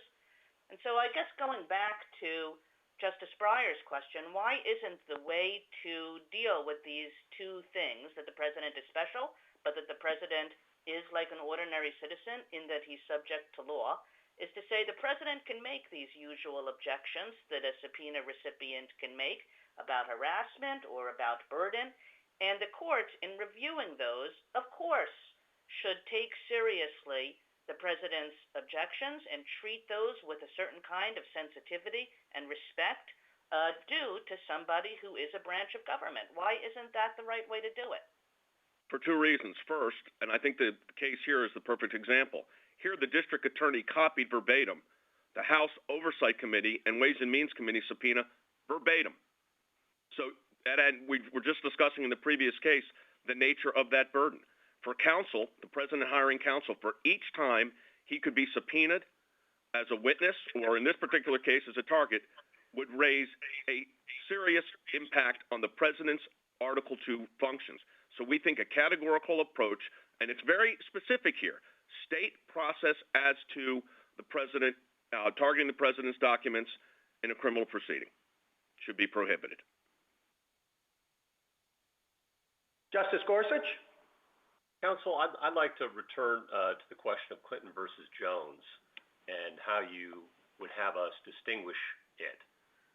Yes, it took place in federal court, but it was a civil case, and as has been pointed out, there could have been multiple versions of that in multiple different districts across the country.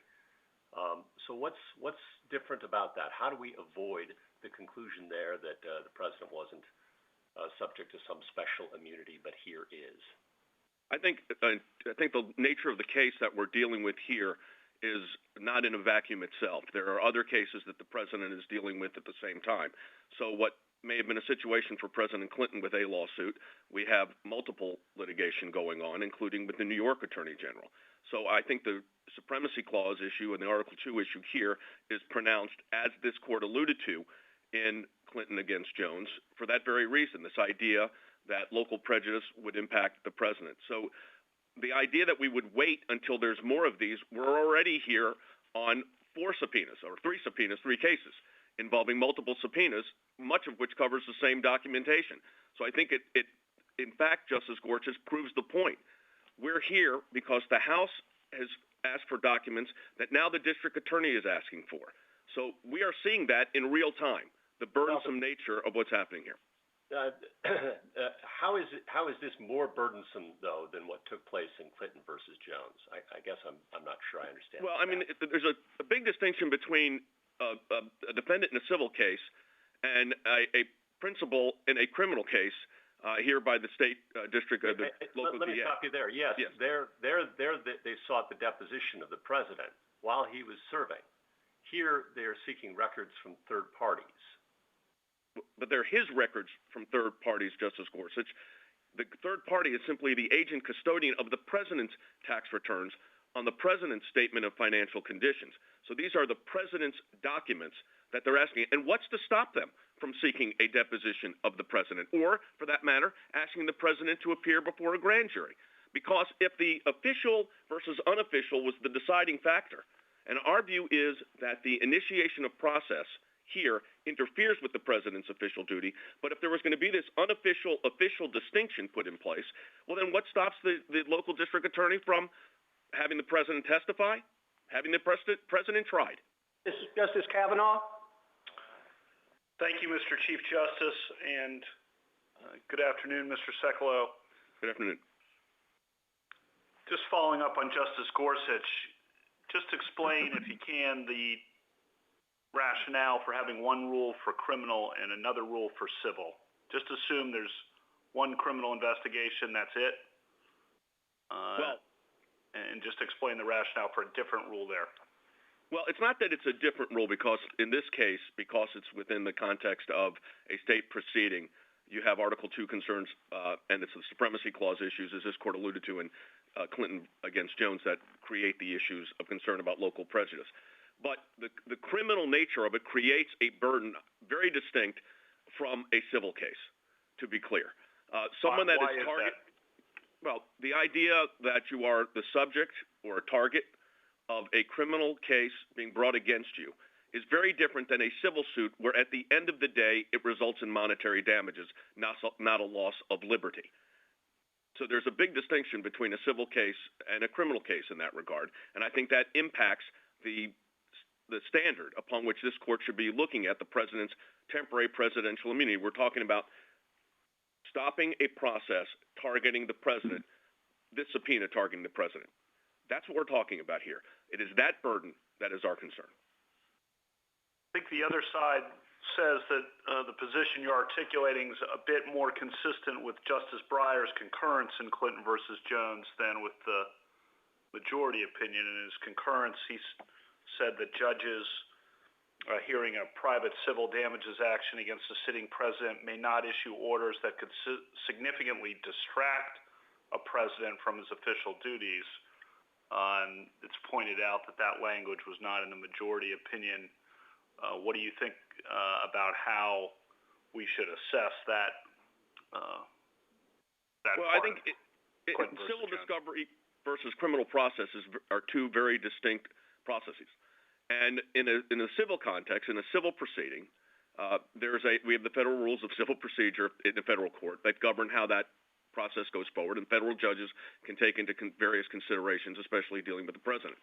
This is a state proceeding initiated by the local district attorney against the sitting president of the United States.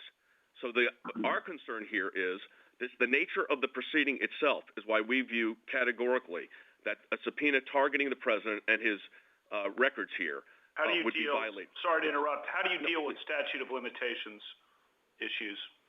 Well, the statute of limitation issues, of course, are decided under New York state law, and under New York state law, there would be procedures that could be utilized if, in fact, the DA were to elect to start a process like that, or if there were to eventually be action. But I need to say something. Thank you, counsel. Thank you, Mr. Chief Justice. General Francisco? Mr. Chief Justice, and may it please the court. At a minimum, a local prosecutor should have to show he really needs the president's personal records to subpoena them for two reasons. First, as the court suggested in Clinton against Jones, state proceedings can pose a greater threat to the presidency. The 2,300 prosecutors across the country necessarily place more emphasis on local interests than national ones.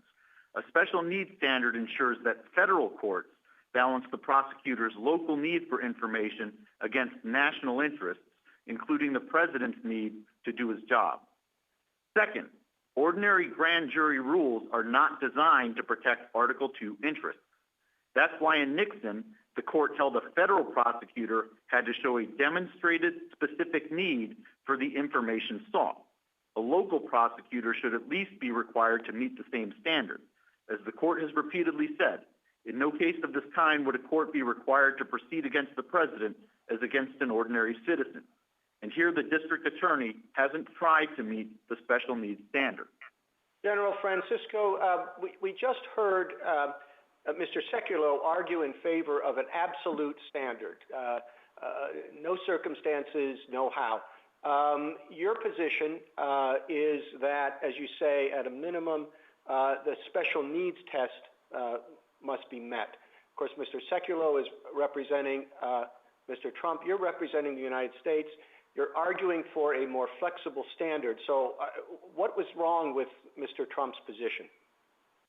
Your Honor, I actually think that Mr. Sekulow makes a very strong argument on the immunity issue. We just don't think it's one that the court needs to address, at least until the prosecutor argues and attempts to meet the special needs standard.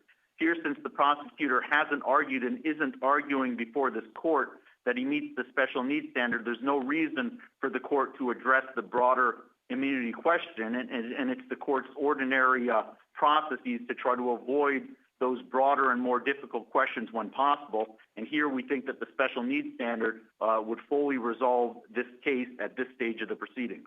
Well, in a typical case with adequate allegations to say that the standard's implicated, you would say that it goes before a court, and the court will examine whether or not the criteria you talk about, which I gather is the test under Nixon, are met. And under Mr. Sekulow's standard, that would not immediately go before the court. He was looking for a ruling from us saying that he's absolutely immune, so the court would have no business addressing such a case. That's a very significant difference.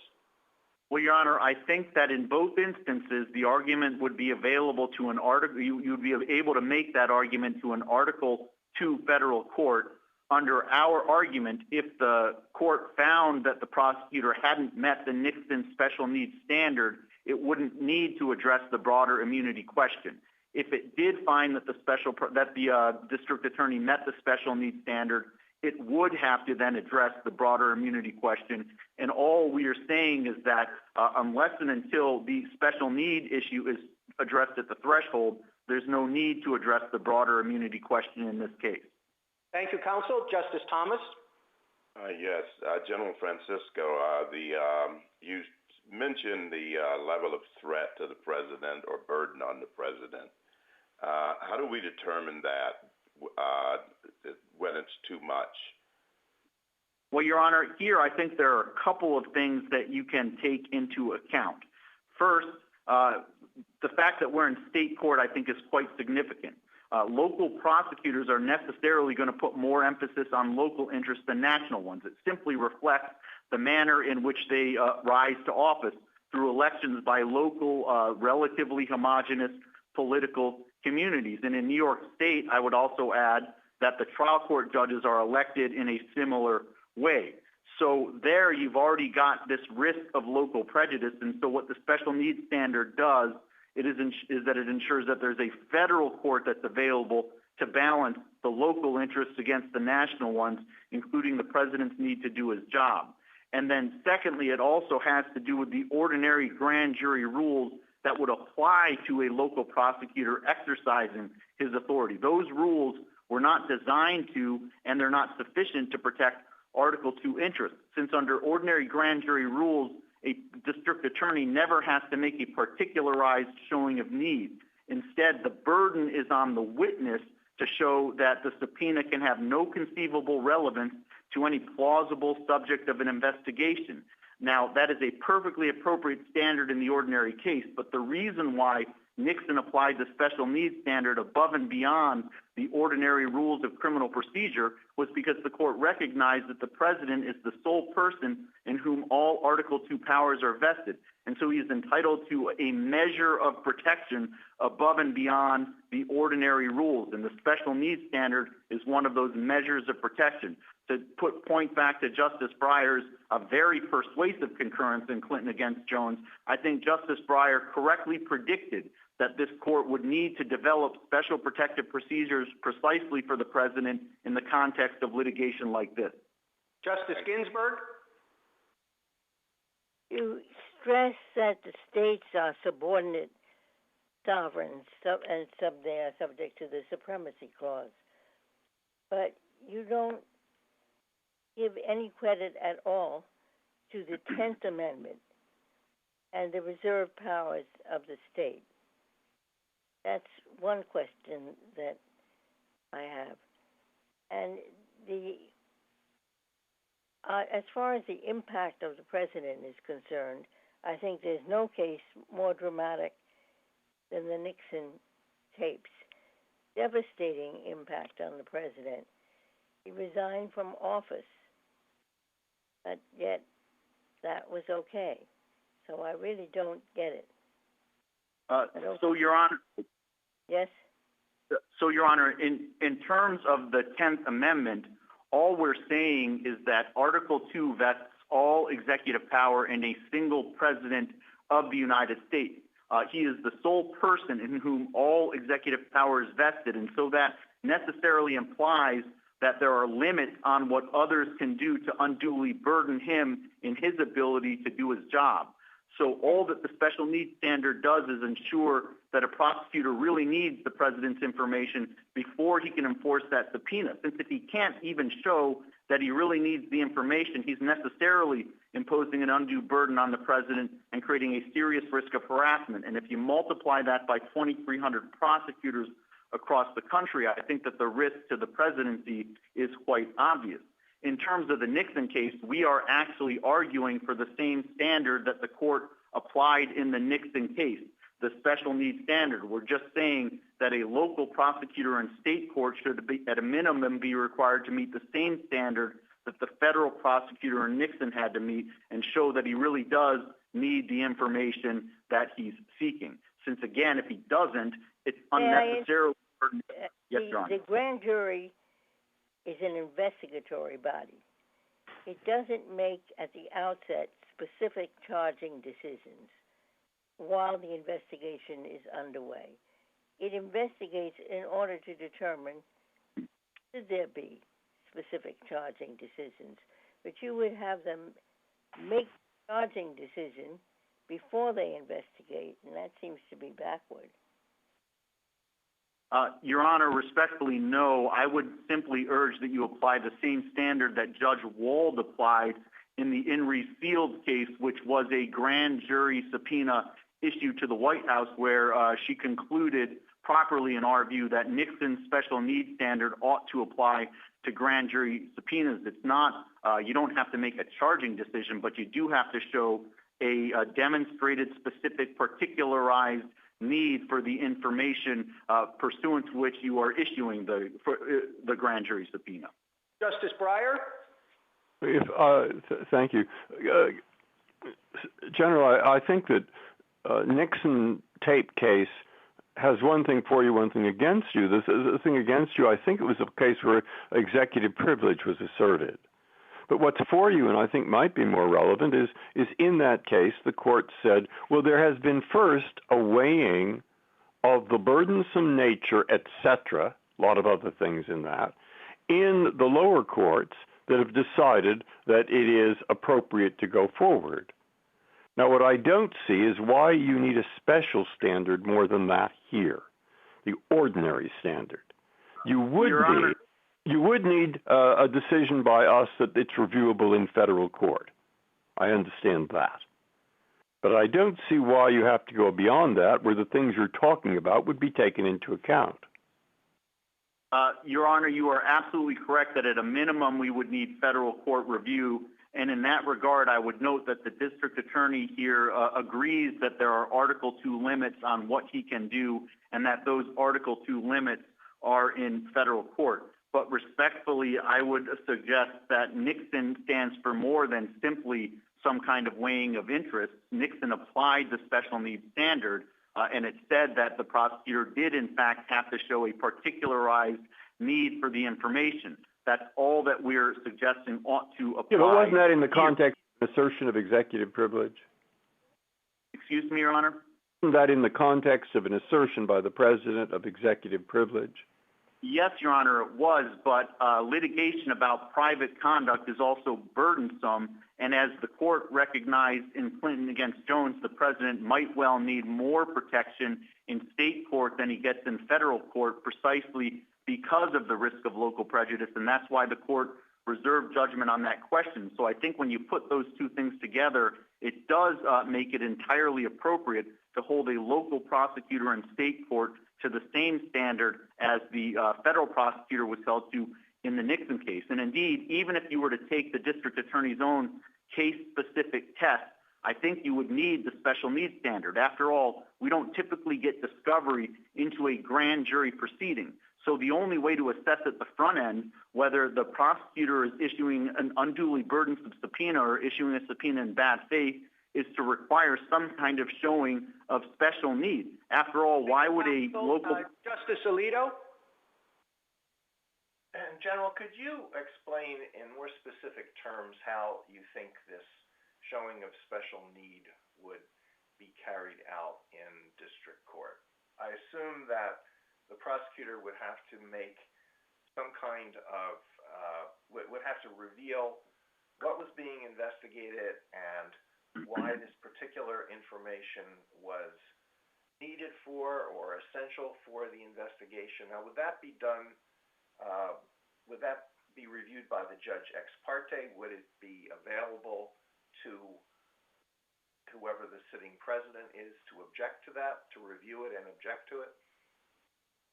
Your Honor, it's difficult to answer that question in a vacuum because I think it would very much depend on the particular case, but let me make my best stab at it. I think that in order to have meaningful judicial review, you would need, the prosecutor would need to make public as much as could responsibly be made public so that the president would have an opportunity and the president's lawyers would have an opportunity to make their case on the particular facts. If there is a certain amount of evidence that really cannot responsibly be made public, then I think it would be appropriate to consider ex parte proceedings or filings under seal. In all events, we think that that's the type of assessment that needs to be made when you're talking about subpoenas, unprecedented subpoenas like this one, that are from state and local prosecutors targeting the President of the United States. The other place I would point you to is, again, Judge Wald's very good opinion for the D.C. Circuit in the In Re Field case, where she does walk through in some amount of detail and unpack how the special needs standard applies to grand jury subpoenas. How essential must the information be in order to meet this special needs standard? Does it have to be absolutely indispensable, not available from any other source by any conceivable means, or simply very useful? Your Honor, it's probably somewhere in between those two things. I think it's got to be. I think it's got to be critical to the charging decision, so it can't just be marginally useful or merely duplicative or interesting to a tangential side issue. It does have to be critical to the charging decision. If the information is readily available elsewhere, I don't see how a prosecutor could meet the special needs standard.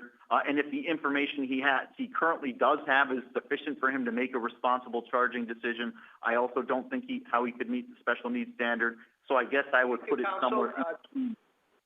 Justice Sotomayor? General, there's always danger in taking a doctrine adopted for one set of needs, and that has to do with needs that are balancing what is clearly recognized in law as executive privilege versus the needs for the proceeding at issue, and transplanting it to a situation that's totally different, where we're not talking about a claim of executive privilege, and we're not talking of executive immunity. We're talking about private activities that predated the president's tenure. So why are we using all that transplanted language, and why don't we get to a standard that takes care of what you're worried about, which is harassment and interference, and simply ask whether the investigation is based on credible suspicion of criminal activity, and whether the subpoena is reasonably calculated to advance that investigation. A standard that looks to whether there is a good faith basis for the state prosecutor's actions, and whether the subpoena is reasonable in its scope and burdens. I don't understand why that sort of standard is inadequate, especially for a proceeding that involves secrecy, like a grand jury subpoena. For two reasons, Your Honor. First, for the reasons that I think Justice Breyer did persuasively explain in Clinton against Jones, even litigation about private conduct can be quite burdensome, and that is particularly so when you're talking about private conduct that's being litigated in state court pursuant to state procedures. So I think that's why he correctly predicted that this court would need in future cases to develop special protective procedures precisely in this context. And secondly, I think that the special protective procedure that we are proposing here is necessary even under Your Honor's general approach. After all, why would a prosecutor take the unprecedented step of issuing a subpoena to the President of the United States for personal records from a local prosecutor if he can't even show that he really needs the information that he's seeking? If he can't make that showing, I think there is a pretty good reason to be a little bit suspicious. After all, very few prosecutors... Justice Kagan? So, General, a couple of times now in response to Justice Breyer and Justice Sotomayor, you've explained why we should use the standard from executive privilege cases by saying, well, litigation about private conduct is also burdensome. But the point about executive privilege cases is not that it's burdensome. I mean, the critical factor is the weighty interest that a president has in communicating with advisors on official matters, often about national security, often about military matters, and the need for confidentiality in that. And that's why the Nixon standard was developed, not because of generalized ideas about burdensomeness, which can be dealt with in other ways. So again, why should that standard be used here? Respectfully, Your Honor, because I think that they're parallel interests. Executive privilege, you are right, is meant to protect the confidentiality of communications, but Article 2 more generally is meant to protect the president from being unduly burdened in his ability to carry out his responsibilities. And I think that's particularly necessary when you're talking about state court proceedings by the many, 2,300 local prosecutors across the country who, again, are more responsive to local political constituencies and local interests than national ones. So I think that when you look at Article... You don't need this heightened standard in order to take account of burdensomeness. Burdensomeness is something that can be addressed in any subpoena, and I'm sure that courts, when it gets to the president and the special responsibilities of the president, will address those interests with respect, with sensitivity, especially if we tell them so. So why would you need this heightened standard that is meant to protect confidential communications about official government business? For two reasons, Your Honor. First, because under the ordinary grand jury rules, the only question as to burdensomeness is whether the subpoena has any conceivable relevance to any plausible subject of investigation and therefore is unduly burdensome. And secondly, I think that judgment has to be made by federal courts, not state courts, because state courts, like local prosecutors, are going to be more responsive to local interests. After all, in New York State, trial court judges, like the district attorneys, are elected in partisan elections. So all we're saying is that this is the type of assessment that needs to be made in federal court, And the most appropriate and easy to apply standard is the standard that you've already been applying for 50 years under the Nixon case. And we think that that is Justice Gorsuch? Counsel, I'd like to just explore a little further how this standard that you're proposing would play out in practice. I suppose you'd have a local prosecutor saying, I'm investigating a tax infraction. And the best and maybe only evidence of that potential infraction are the tax records in the possession of the potential defendant. Why wouldn't that meet the special heightened test that you proposed in every case? And if it does, then what have we achieved? Well, Your Honor, I think it would depend on who the potential defendant is. If the potential defendant is the President of the United States, here the district attorney doesn't contest the fact that he cannot indict the President of the United States until after he leaves office. So he wouldn't be able to show that he needs the information now in order to indict the President of the United States. Of course, if the potential defendant is somebody else, then it might start looking closer to the Nixon case itself, where the special counsel was investigating a third party. And I think that would, in fact, be a relevant consideration under the special needs standard. I guess I didn't follow that last portion of it. Let's say the infraction is by a corporation or some entity. And we need the prosecutor is going to say we need these materials in order to determine whether there is an infraction. Right. Why wouldn't that qualify under your standard? I think that would certainly be a relevant thing to take into account under our standard. And if he actually met the special need test with respect to the information and found that it was really necessary in order to bring charges against that third party, he may well meet the special needs standard, and then you'd have to address the broader immunity questions. In this particular, how much showing of a special need is required under your standard? The prosecutor says I have some reasonable suspicion that there's a tax deficiency by some entity. Is that enough?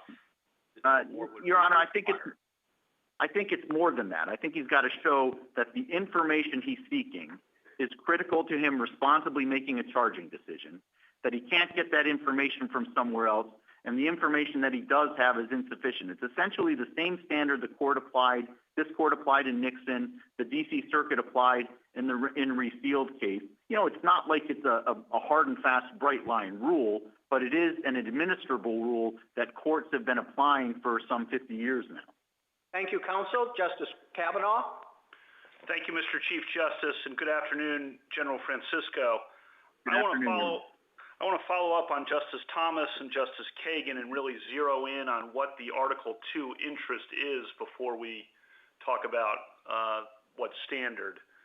And I think in Justice Breyer's concurrence in Clinton against Jones, he referred to the interest in time and energy distraction, which he drew from Nixon versus Fitzgerald, a different Nixon case, as an independent Article 2 interest that is distinct from distortion of official decision-making, which would be more the executive privilege kind of interest. Is that the Article 2 interest you're zeroing in on, or is it something else? Well, Your Honor, respectfully, I think it's both of them, and as I read Justice Breyer's opinion, he likewise understood it to be both of them. The whole idea is that Article 2 vests all executive power in a single person, and that necessarily means that others can't unnecessarily hobble or debilitate that person in his ability to responsibly carry out his duties. So the whole point of the special needs standard is to ensure that others, including prosecutors, can't unnecessarily impede the president in carrying out his responsibilities. So at a minimum, they have to show that they really need the information that they're seeking.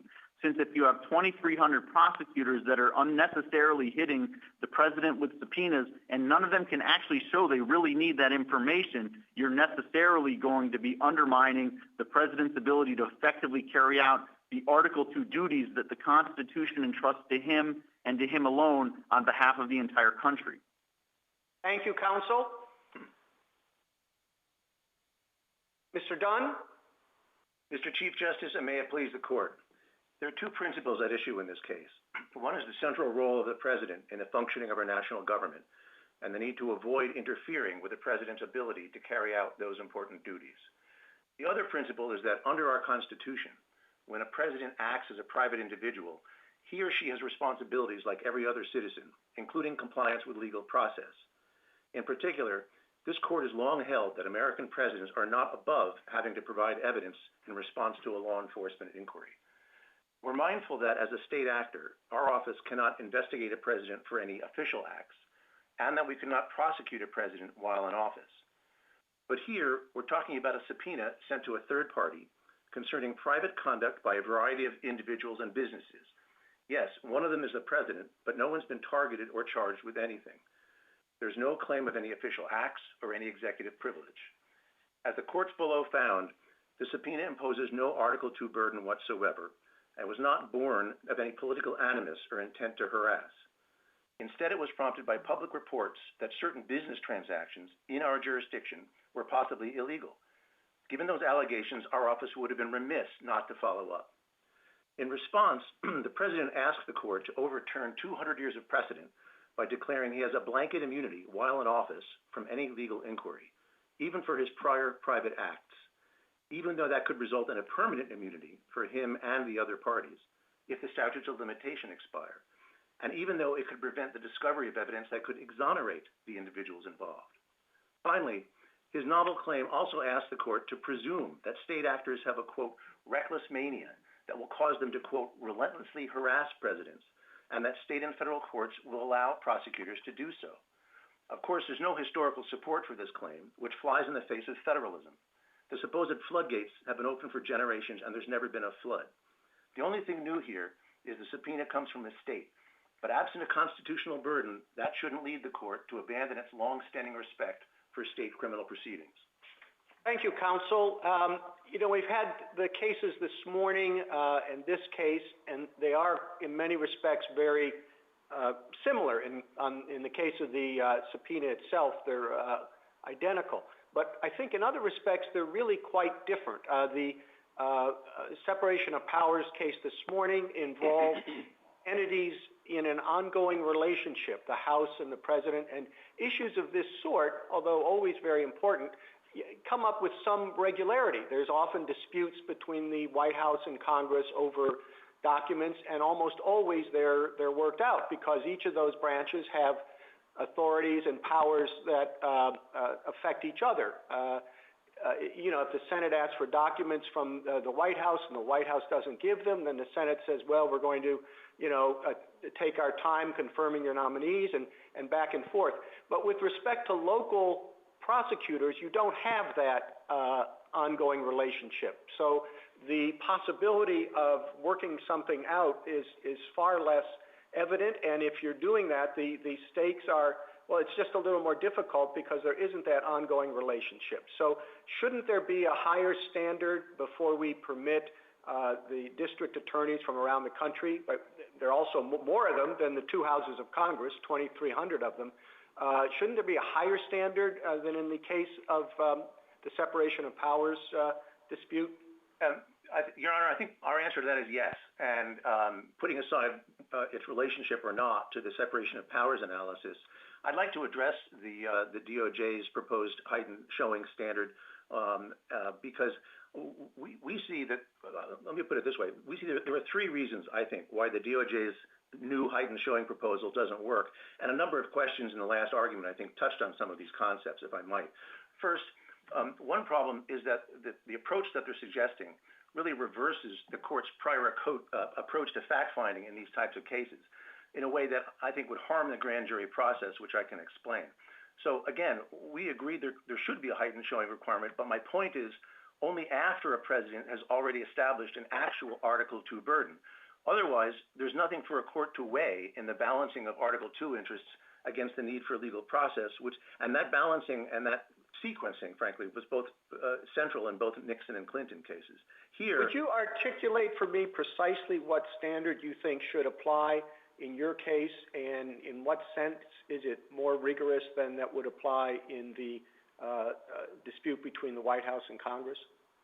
Yes, I think we believe that a prosecutor, if there's been an affirmative showing by a president of an Article II burden, and of course the courts have below held that there has not been such a showing here, but if in a different case there was such a showing made, we believe a prosecutor should be required to show, one, an objective basis for the investigation, and two, a reasonable probability the request would yield relevant information. We think language like that would be more consistent with past cases of this court and with the realities of a grand jury investigation. And frankly, the courts below also already found that we've met that standard here. The problem is that the alternative of requiring a state prosecutor to get permission first from a federal judge for any request relating to a president's business activities would undermine this court's prior rulings, like the one in our enterprises, that a grand jury shouldn't be burdened by procedural challenges and delays because it's a confidential process and not an adversarial proceeding. And the DOJ's new standard just ignores that. The other problem... Justice Thomas? Thank you, Mr. Chief Justice. Mr. Dunn, you were about to say how DOJ's approach would harm the grand jury process. Would you finish that?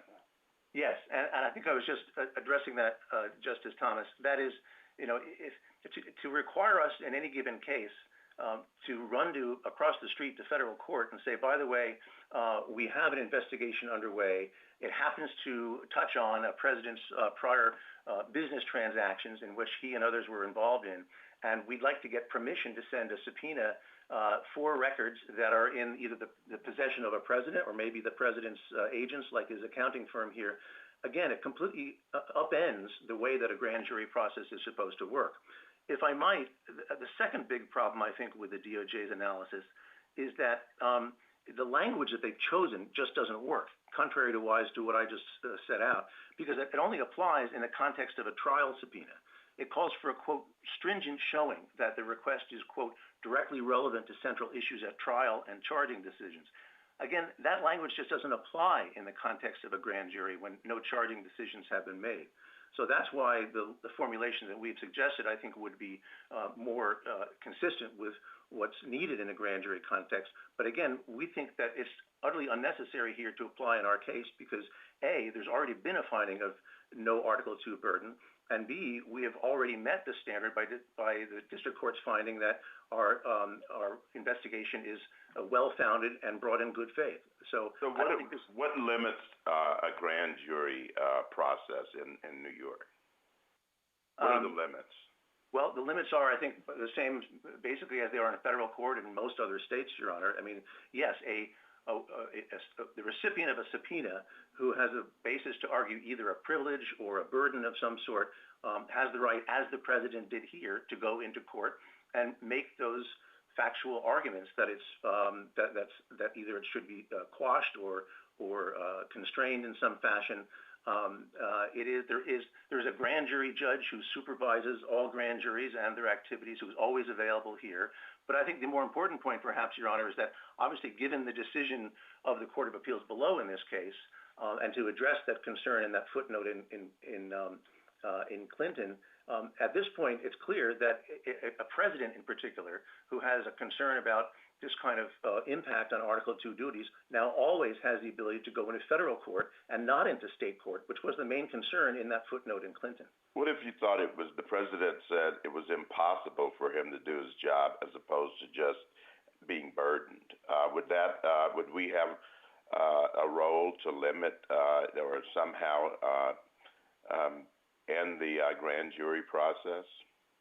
Absolutely, Your Honor. I mean, I think that's the point of the case-specific analysis is that it gives a court, and here a federal court, to hear a concern like that expressed.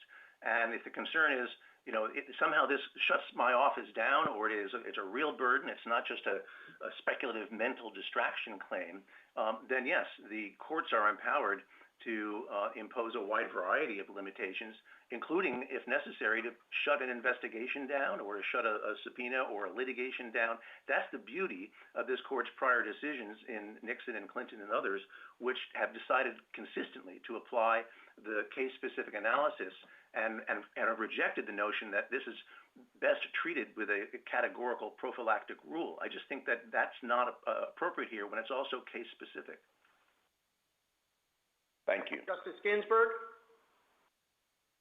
The principal objections that have been raised is that when you're dealing with federal prosecutions, it's all controlled by the Attorney General. But here you have 2,300 district attorneys, each armed with grand jury subpoena power. So the control exists in federal courts with the Attorney General at the helm and no one controlling all of these state district attorneys. I understand, Your Honor, and I think really what that gets centrally to is the consistent argument here about the parade of horribles, if you will. And if I could address that, I think there's several answers to that concern. First of all, there's really no empirical basis in history for this apocalyptic prediction. The same claim was made and rejected by this court in Nixon and then in Clinton. That, of course, was decades ago, and there's not been a flood of subpoenas or litigations or prosecutions of presidents by states or federal prosecutors. Second, as a practical matter, this notion that there are 2,300 prosecutors out there writing with their subpoena pads open, there's just no basis to think that an army of local prosecutors like that would even have jurisdiction over a president, especially for private conduct in the first place. Here, New York City, of course, has a particular connection to the Trump organization and its financial transactions because it's headquartered here. It's not likely that more than one or many states, much less 2,300 counties, would ever have that kind of connection to a president's private conduct. Third, I think as Justice Ginsburg, you mentioned in the last argument, there's a view that there's a reckless mania by local prosecutors contradicts this court's longstanding presumption in favor of regularity and deference to state proceedings. And so to finish off, the limitation I think that you're asking about really comes in the form of the case-specific showing that past cases from this court have established.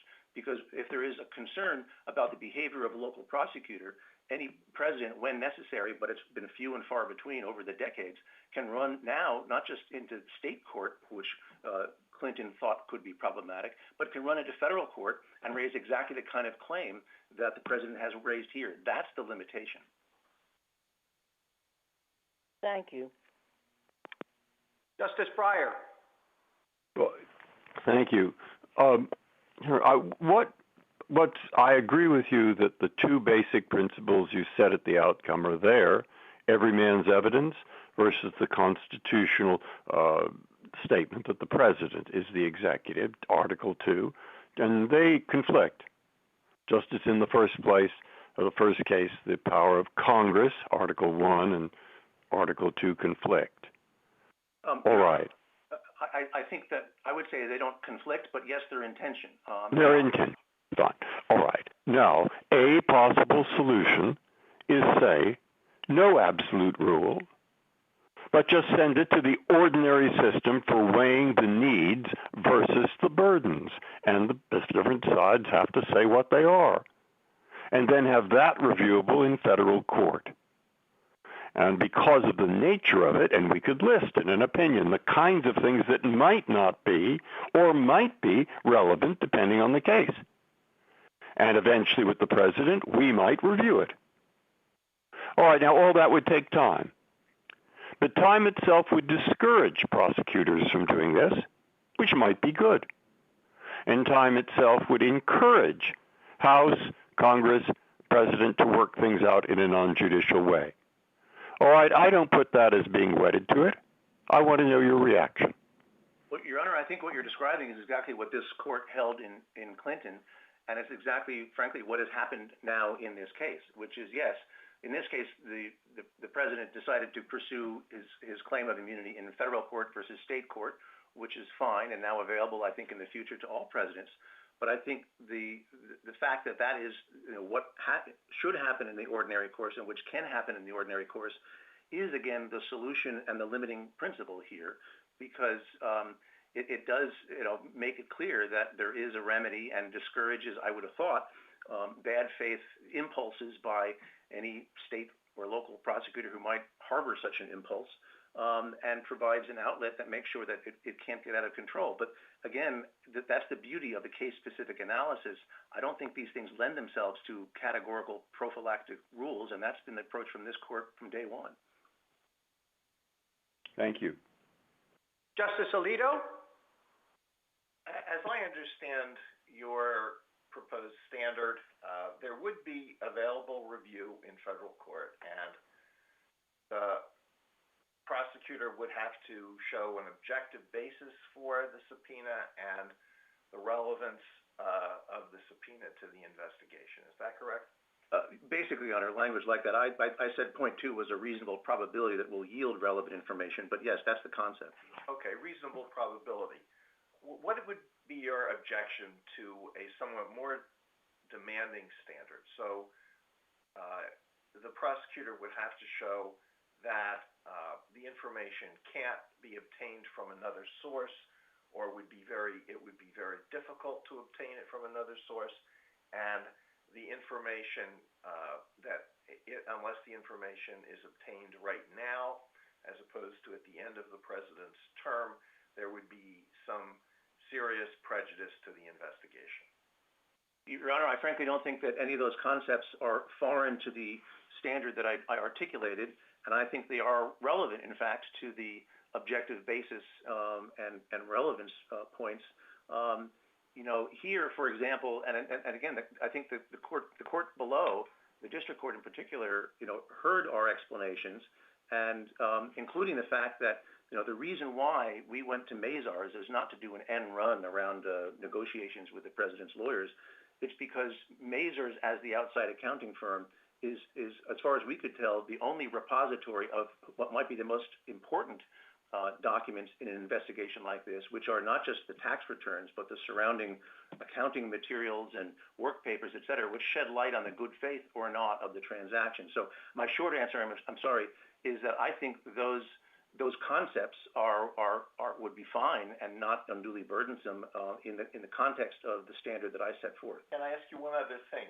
Do you think that the adjudication of this in all cases of a similar nature would depend in any way on state law and practice regarding grand jury secrecy? In federal court, the rules of grand jury secrecy are, of course, very strict. States have different rules. Suppose a particular state imposes no restriction on the revelation by a member of the grand jury, or perhaps even by the prosecutor, of the information that is supplied in compliance with a subpoena. Well, Your Honor, I'm not aware of any other states having that kind of lax or non-existent grand jury secrecy rule. I can assure the court that in New York State, our grand jury secrecy laws are at least as strict as under the federal system. But putting that aside, if in fact the fact pattern presents to a judge the prospect that the information in fact will become public, and the president were to persuade a judge that that publication of the documents at issue would themselves impose some sort of Article II burden or other interference with his executive duties in that given state, I suppose that would be part of the case-specific analysis that the court could understand and take into account in deciding whether that there should be some limitation or even a quashing of the subpoena itself. I think that's part of the case-specific analysis. I mean, we both know that prosecutors that there are prosecutors who leak all sorts of information, including grand jury information, to all sorts of media sources, including specifically the New York Times. If there were showing that was a risk, would that have a bearing on this? Your Honor, it's hard for me to. I'm not aware of any kind of real pattern or practice of leaking of actual grand jury materials that are covered by grand jury secrecy. Yes, in all different kinds of offices, there are at times, leaks of status of cases and that kind of thing. But I am not aware, and our grand jury secrecy rules really prevent prosecutors, I believe, from actually turning over confidential grand jury secrecy materials to. You're not aware of this ever happening? Your office is never requested by media in the New York City area to disclose confidential investigative information? No. Well, they ask all the time, Your Honor, and the answer is consistently no, at least as far as I can represent. But what I'm trying to draw a distinction between is people commenting to reporters all the time, off the record, that kind of thing, versus turning over actual materials like, voluminous tax returns or other sensitive documents that have been gathered and which are covered by grand jury secrecy. That's what I just don't see happening here, and I think history supports that view. When you refer to an Article 2 burden, does that include the burden of harassment, the burden of using subpoenas for political purposes? Yes, Your Honor, I would certainly include that there. And again, there's been an express finding below here that there is the investigation was well-founded, that there was no harassment or bad faith in our bringing of the subpoena. Thank you. Justice Sotomayor? Counsel, did I understand your answer to Justice Alito to be that you are in agreement with the SG that we should impose a heightened need standard, a special needs standard? No, Your Honor, I think we're all now calling it the heightened showing standard, or in the DOJ's lexicon now, the heightened need standard. But I think what I'm articulating is a very different standard in terms of the actual language to be looked at and imposed. Again, I think... But wait, if you can, counsel, because I want to be very precise. If your standard includes what the heightened need standard has, then why not call it what it is, heightened need? There has to be a reason you think we shouldn't call it that, and I don't know that I understand what difference you're proposing. I'm sorry, Justice Sotomayor. The concern I have with the DOJ language is, again, calling for a stringent showing that a subpoena request is directly relevant to central issues at trial and other concepts like that. What I'm trying to propose is something I think which is not so strict and which is not limited to charging and trial-related concepts, but which would be workable in the context of a grand jury subpoena. And again, whatever the standard is that we're articulating, I want to stress that I believe that our office has met that standard here, even under the DOJ's proposal, because of the findings by the district court. Tell me why the heightened standard would interfere with the grand jury process. Well, I think, Your Honor, among other things, the DOJ's proposed application of its standard, if you read its brief, would confer the same absolute immunity the president is seeking here. What they say is, since you can't indict while in office, you don't need the documents while he's in office.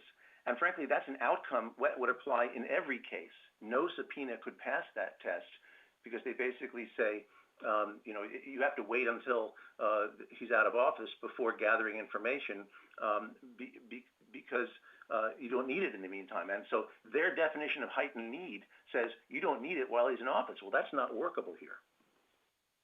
Why not? Because, well, obviously, Your Honor, if we were to wait until a president was out of office in a situation like this, first, it would risk the loss of evidence, the fading of memories, and unavailability of witnesses, which is exactly why the DOJ Moss memo, of course, specifically contemplated that a president could be subject to a grand jury while in office to avoid losing that kind of evidence. Secondly, and equally important here, no one should forget that we've got an investigation that is looking at the conduct of other people and businesses, and waiting like that would benefit those other participants. They could all end up above the law if the limitations period expires. So delay here is the same as absolute immunity and absolute permanent immunity for the president and others if a statute of limitations expires. That's the problem with the delay. Well, the other side says the statute would be told against the president, but you're right, it wouldn't be told against other people who may or may not have been committed crimes that he may or may not be a part of, correct? Correct, and that's important, Your Honor, for the third parties. But just to address my friend on the other side's comment about the tolling, I'm not aware in state law of any doctrine of implied tolling that would apply here to protect the state's interests in investigating and potentially prosecuting, if necessary, down the road. I don't know where that concept comes from, but it's never been articulated by this court There's no act of Congress which permits that kind of tolling here. And so for us, the statute of limitations is a big concern. We've already lost 9 months of time in this investigation due to this lawsuit. And again, every minute that goes by is, basically without even a decision on the merits here, granting the same kind of temporary absolute immunity that the president is seeking here. Justice Kagan? Mr. Dunn, you've been talking about how to analyze these burdens in a case-specific way, the burdens both in terms of the president's time and in terms of any possibility of harassment of the use of a subpoena for political purposes. And Mr. Sekulow said that the burdensome nature of these subpoenas is categorical. That was his term. And I take him to mean that that any subpoena interferes with the president's responsibilities or undermines the president in his handling of the office. So what's the answer to that?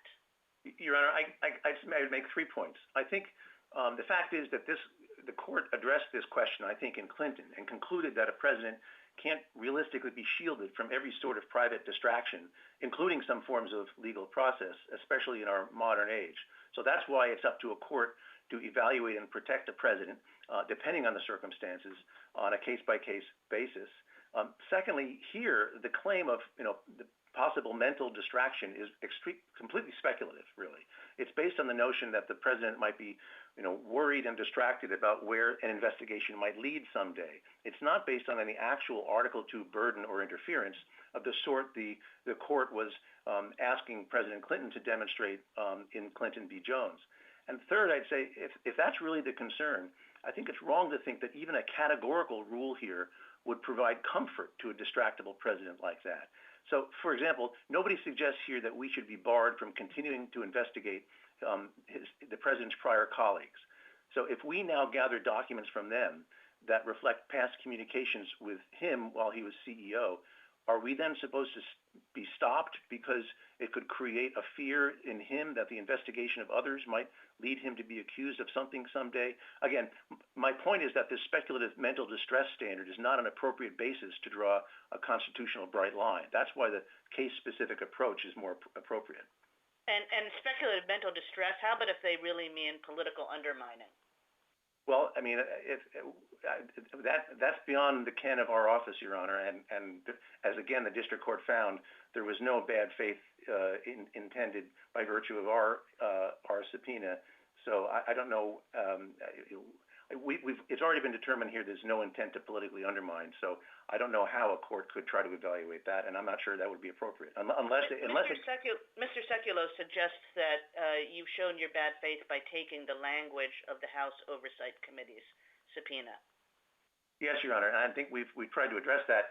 I mean, the simple fact is that in 2018, when our investigation started and thereafter, as we've spelled out, and there were a series of public disclosures in the press about possibly illegal transactions involving tax and other financial improprieties. And at the time of the House subpoenas and then our subpoena, it was clear that both our office and the House committees were looking at the same public allegations in that regard. In a situation like that, once the House subpoena became public, it's not unusual for an office like ours to model our subpoena language on that which has already been made public from a different source when it's going to the same recipient. It makes it easier on the recipient in the process. There was absolutely no communication between our office and the House about this. There's nothing sinister about it, Your Honor. Thank you. Justice Gorsuch? Counsel, I'd like to return to your colloquy with Justices Alito and Sotomayor, because I guess I'm uncertain what the daylight is between the test you're proposing and the test the Solicitor General has suggested.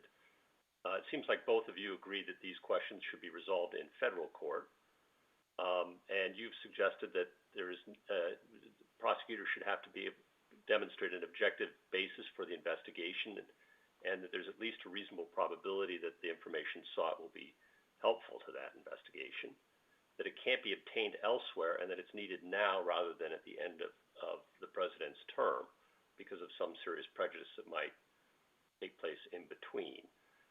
As I understood your discussion with Justice Sotomayor, you suggested that the difference is the Solicitor General thinks there should be an absolute immunity till the end of the term. I confess I didn't read the brief that way. I read it as suggesting the district attorney has to show why there's a need for the president's records now rather than at the end of the term. And I understood your discussion with Justice Alito to agree that that would be a relevant consideration. What am I missing? I think, Your Honor, putting aside the language differences, which I tried to highlight, I think the most important distinction is what I tried to note at the outset, which is the sequencing of the showings that need to be made. Because what the DOJ is proposing, as I understand it, is that in the first instance, it has to be the prosecutor who goes to federal court in this instance now, and makes an affirmative showing that the standard has been met, that there's some objective basis, and it can't be obtained elsewhere, et cetera, and only after such a showing has been made by the prosecutor, according to the DOJ, does the burden then shift to the president to show Article II burden. And I think that's what's completely backwards and inconsistent with Nixon and Clinton. I think it's much more appropriate for the president, as the moving party, as here, to be required to make a showing, as any other litigant would be the case. Again, here we're talking about purely private conduct, to explain why this request somehow impacts not just on a need to gather documents, which is not the case here, but on an actual Article II burden. And only once that showing has been made should, I think, the burden shift to the prosecution, consistent with past cases by this court, to explain why, nonetheless, it's still necessary to permit the court at that point to conduct the balancing of apples and apples in terms of coming to the right conclusion in a specific case. To me, So, Mr. Dunn, am I correct in thinking then that you agree that the forum should be federal court? You agree on all the relevant considerations, the necessity of the information, that it can't be obtained elsewhere, the timing issues, all are relevant considerations. It's just who bears the burden? Yes, Is that Your what Honor. We're fighting over? Well, I'm maybe with the DOJ, there's less daylight between than us and the president's lawyers. But I think the important point that I would want to leave the court with is that even if one were to adopt that standard, or even, frankly, I think the DOJ standard, the fact is we've already met that test given the findings of the courts below. Oh, I know you think you win no matter what. We have to write a rule that's presumptively of some value going forward and isn't just about one president, but it's about the presidency. And I'm just trying to understand what daylight actually exists. And is it fair to say that the only daylight that exists between you and the Solicitor General is who bears the burden of proof? I'm not trying to put words in your mouth. I'm trying to understand. No, Your Honor, I think it is the burden and the difference in language, which I pointed out to Justice Sotomayor. I think that those differences are important because I don't think that the DOJ's language works in a grand jury investigation. Thank you. Justice Kavanaugh? Thank you, Chief Justice, and good afternoon, Mr. Dunn. On that last point that you were talking about with Justice Gorsuch, the difference between the Nixon heightened need standard, you said it doesn't work in a grand jury. What do you do with Judge Wald's opinion in Ray's sealed case, which took Nixon and did apply it in a grand jury context? Yes, well, Justice Kavanaugh, as I think you mentioned in the earlier argument, the fact remains that the in Ray's sealed case was indeed applying the Nixon standard as the Nixon court contemplated to a claim of executive privilege. And as has been pointed out earlier today, I think that's a very different analysis to be undertaken for a very different purpose. And I don't think one can just simply import that language and apply it to I'm sorry to interrupt. Let's leave that for a moment. But the point on the grand jury versus trial, just on that point, Judge Wald's opinion did take Nixon and apply it in the grand jury context. And indeed, even in the grand jury context, when we're talking about a privilege analysis, I think that language is appropriate. Because at that point, you already have, once there's been an affirmative showing that established that there is a privilege to be addressed, then of course, like with any attorney-client privilege, for example, it's necessary for the court then to turn to the demand or the request and the documents that are at issue and evaluate them in light of. Let's if we can, move on to the Article 2 issue then. Do you acknowledge that there's an Article 2 interest at stake here? Yes. And what do you think it is? I think it's the Article 2 interest to be free from unreasonable burdens on the duties and obligations of the presidency, and that's the same analysis that was applied in Nixon and in Clinton. And do you think time, what Justice Breyer referred to as time and energy distraction, are appropriate Article 2 interests? Well, yes, as a matter of degree. Again, that was the court's analysis in Clinton.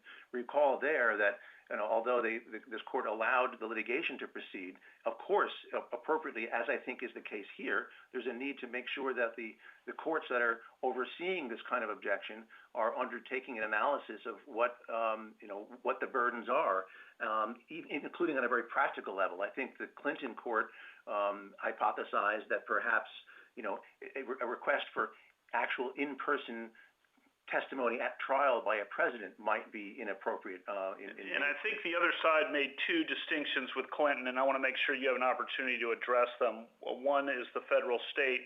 The other is the civil criminal. On the civil criminal, I suppose one thing I'd like to hear you address is, in a civil case, and the court emphasized this in Clinton versus Jones, there's an individual person at stake who has a claim. There's not the same in a criminal context. Obviously, there are different and very important interests there, but not the individual interests. Can you address that? Well, that's one distinction, Your Honor. I suppose on the other side of the coin, there is the important difference that there are potentially thousands or many more potential private litigants out there who are not bound by the kinds of ethical and jurisdictional and other constraints that prosecutors are bound by, and to which this court has long paid deference. I think that the reason for concern in the civil context is actually much higher than it should be. Sorry if I can get my last question in on the federal state. If there is an Article 2 interest at stake, and you said that there is, it's different, of course, from the executive privilege interest, but there's some Article 2 interest at stake. I think the other side says it would be odd if the standard were easier to meet for a state prosecutor than for a federal prosecutor, and I just want to give you an opportunity to address that. Yeah, frankly, I don't really understand that distinction. I think under the analysis that this court has applied before and the one we're talking about now, the same analysis would apply in terms of a case-specific evaluation in the context of a particular facts of a particular request. So just to stop you there, you're okay with whatever standard applies to a federal prosecutor in a case where there's an Article 2 interest also applying to the state prosecutor? Well, I'm not sure exactly what you have in mind, Your Honor, but I think I guess the Nixon standard. You're not okay with the Nixon standard, I don't think, but I just want to explore that. No, because of the fact that that was applying to claims of executive privilege. But I think to get to your point, I think what it comes down to is that in the Nixon and Clinton cases, we're talking about Article 3 versus we're talking about separation of powers analysis. Here, the analogy is we're balancing federalism and 10th Amendment concerns about police power of the states against the Supremacy Clause. So it's a different analysis, perhaps, but it's very analogous. Thank you. Counsel, we have time for a little bit of a second round. And I guess the thing that I would like to focus on first is this question of how you examine the burden on the president or the presidency. I just don't understand how it works in terms of you or the president being asked to devote a certain amount of time to reviewing, for example, in this case, the 10 years of documents or whatever. I mean, what is there supposed to be a hearing where he says, here's what I'm doing, I've got this pandemic thing, China's causing all sorts of trouble. Most presidents throughout their term have a pretty long to-do list, and I'm just wondering how it's ever going to be any different in evaluating what that burden is. It seems to me that it would be the same no matter what. You really wouldn't need a particular hearing on that. Well, I guess, Your Honor, when we're talking about, in the context of a particular subpoena, like this one, or a litigation or what have you, like in Clinton, again, this court has already decided that you can't shield a president from every sort of private distraction. And I just want to emphasize here again that that was in the civil context. The question is whether or not a criminal investigation might be a little bit more distracting. Well, I'm not sure, Your Honor. I mean, I'm not sure whether the stigma of a simple secret grand jury investigation, even if it becomes publicly known, is more distracting and stigmatizing perhaps than being accused even civilly of sexual misconduct, which was, of course, allowed to proceed in the civil case involving President Clinton. So I'm not sure that, again, the abstract concern about possible mental distraction or even public stigma under this court's prior analysis is sufficient to adopt a new bright-line constitutional rule that forbids any kind of process like this, given the history that is what the president's personal lawyers advocated. It's not what the Solicitor General advocated, not an absolute rule. Yes, I know, Your Honor, and therefore the answer in that case is what's happened here, which is a case-specific analysis before a court, which, as they do all the time, is able to balance and listen to arguments about burdens. And as here, when the court finds there's no Article II burden whatsoever after an opportunity to be heard, that should be the answer, and that's what's happened here. Justice Thomas, anything further? One brief question, Mr. Dunn. There's been much discussion about burdens on the president. I'd like from you a couple of specific examples of what you think a burden would be that actually counts in your analysis on the part of the president. Well, I guess, Your Honor, again, hypothetically, because our subpoena imposes, we say, no burden whatsoever. I understand that. But I think I would again point to this court's language in the Clinton analysis, where it was observed in passing in the opinion, I think just as dicta, but it was relevant, that if a president was asked to actually appear and testify at trial someday, someplace outside of the White House, that might be the kind of thing that you'd say really shouldn't have to happen. I would suggest there, along those lines too, that if a president were to be asked to show up for multiple days of consecutive deposition testimony or something like that, those are practical burdens. Or if the demands were that he show up at a particular time or place that is where there are conflicts and that kind of thing. Again, since we're talking here about private conduct and no executive privilege, what we get to are really practical concerns about impositions on presidential activities, and that's, I think, what we're talking about. Thank you. Justice Ginsburg, anything further? Nothing further. Justice Breyer? No, thank you. Go ahead. Justice Alito? One quick question. I don't know how good this court is about predicting the consequences of some of our decisions, but would you say that the court's prediction in Clinton versus Jones that the decision wouldn't have much of an impact on the presidency has been borne out by history?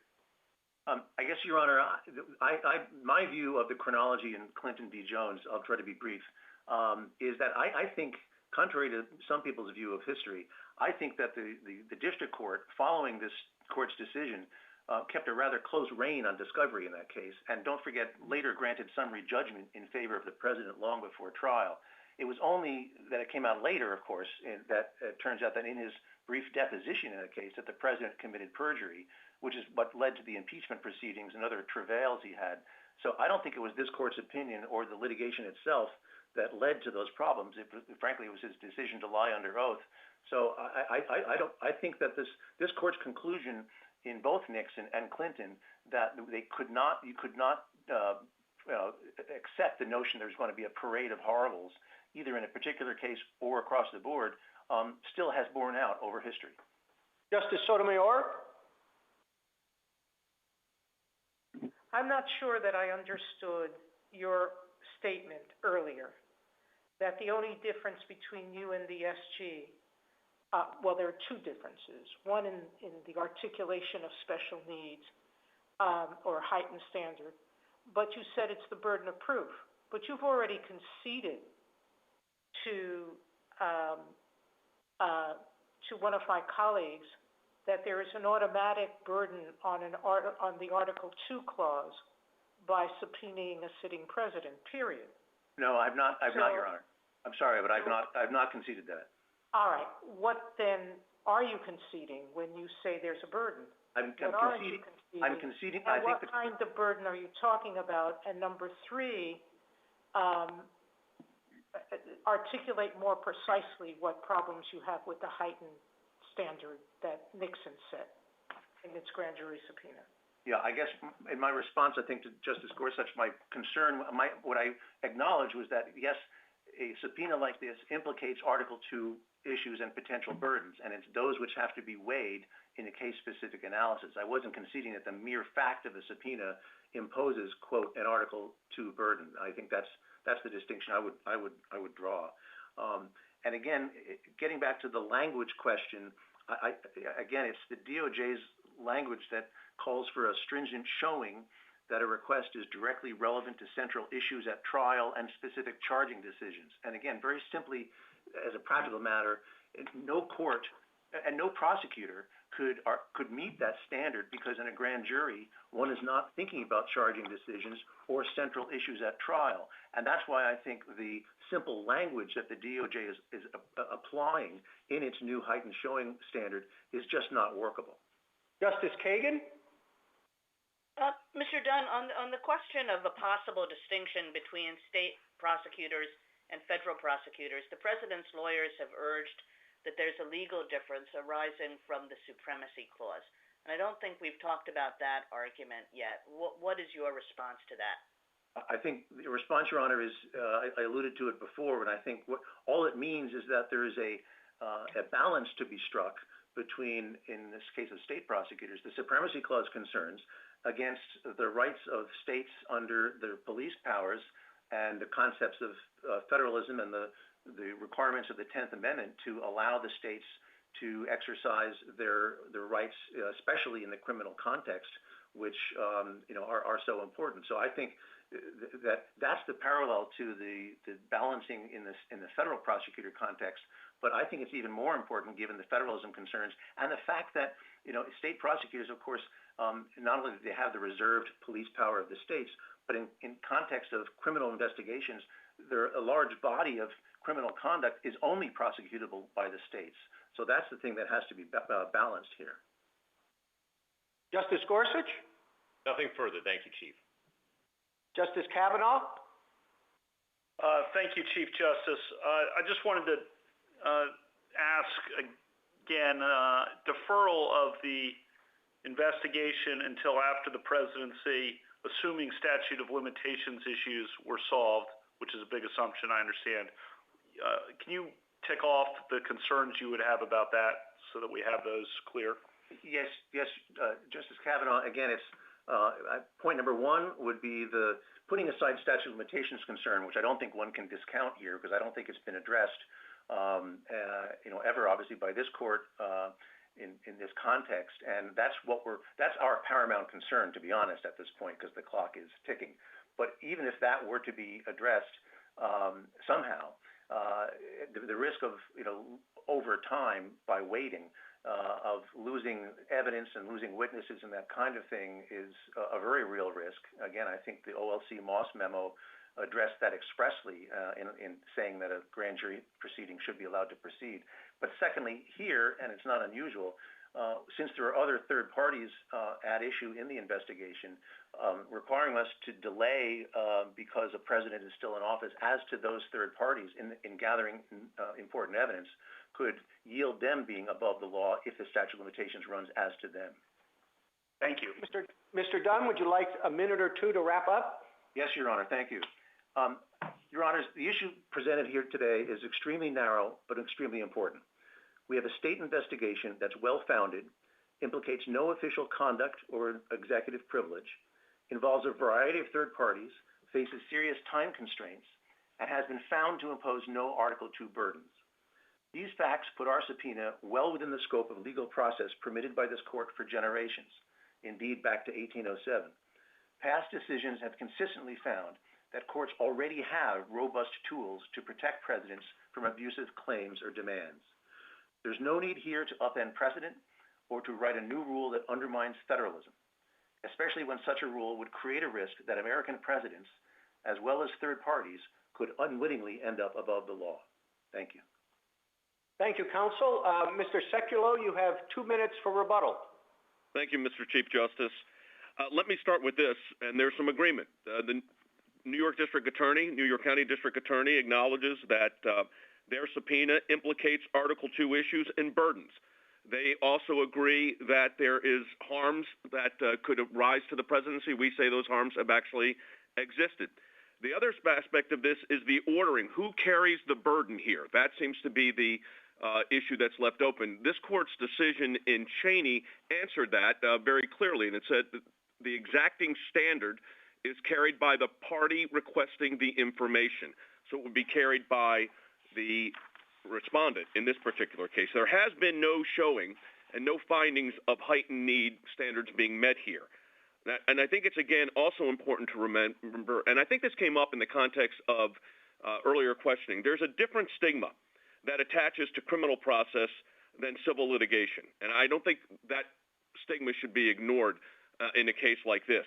But the irony of all of this is that the House of Representatives and the district attorney issued essentially the same subpoenas to the same custodian for the same records. The House said it wants the records so it can legislate, not for law enforcement reasons. The district attorney says he wants the same records for law enforcement reasons. He has no legislative authority. But what's really happening here could not be clearer. The presidency is being harassed and undermined with improper process that was issued, in our view, for illegitimate reasons. The copying of the subpoena speaks to that. The framers saw this coming, and they structured the Constitution to protect the president from this encroachment. Thank you, Mr. Chief Justice. Thank you, counsel. The case is submitted. The Honorable Court is now adjourned until tomorrow at 10 o'clock.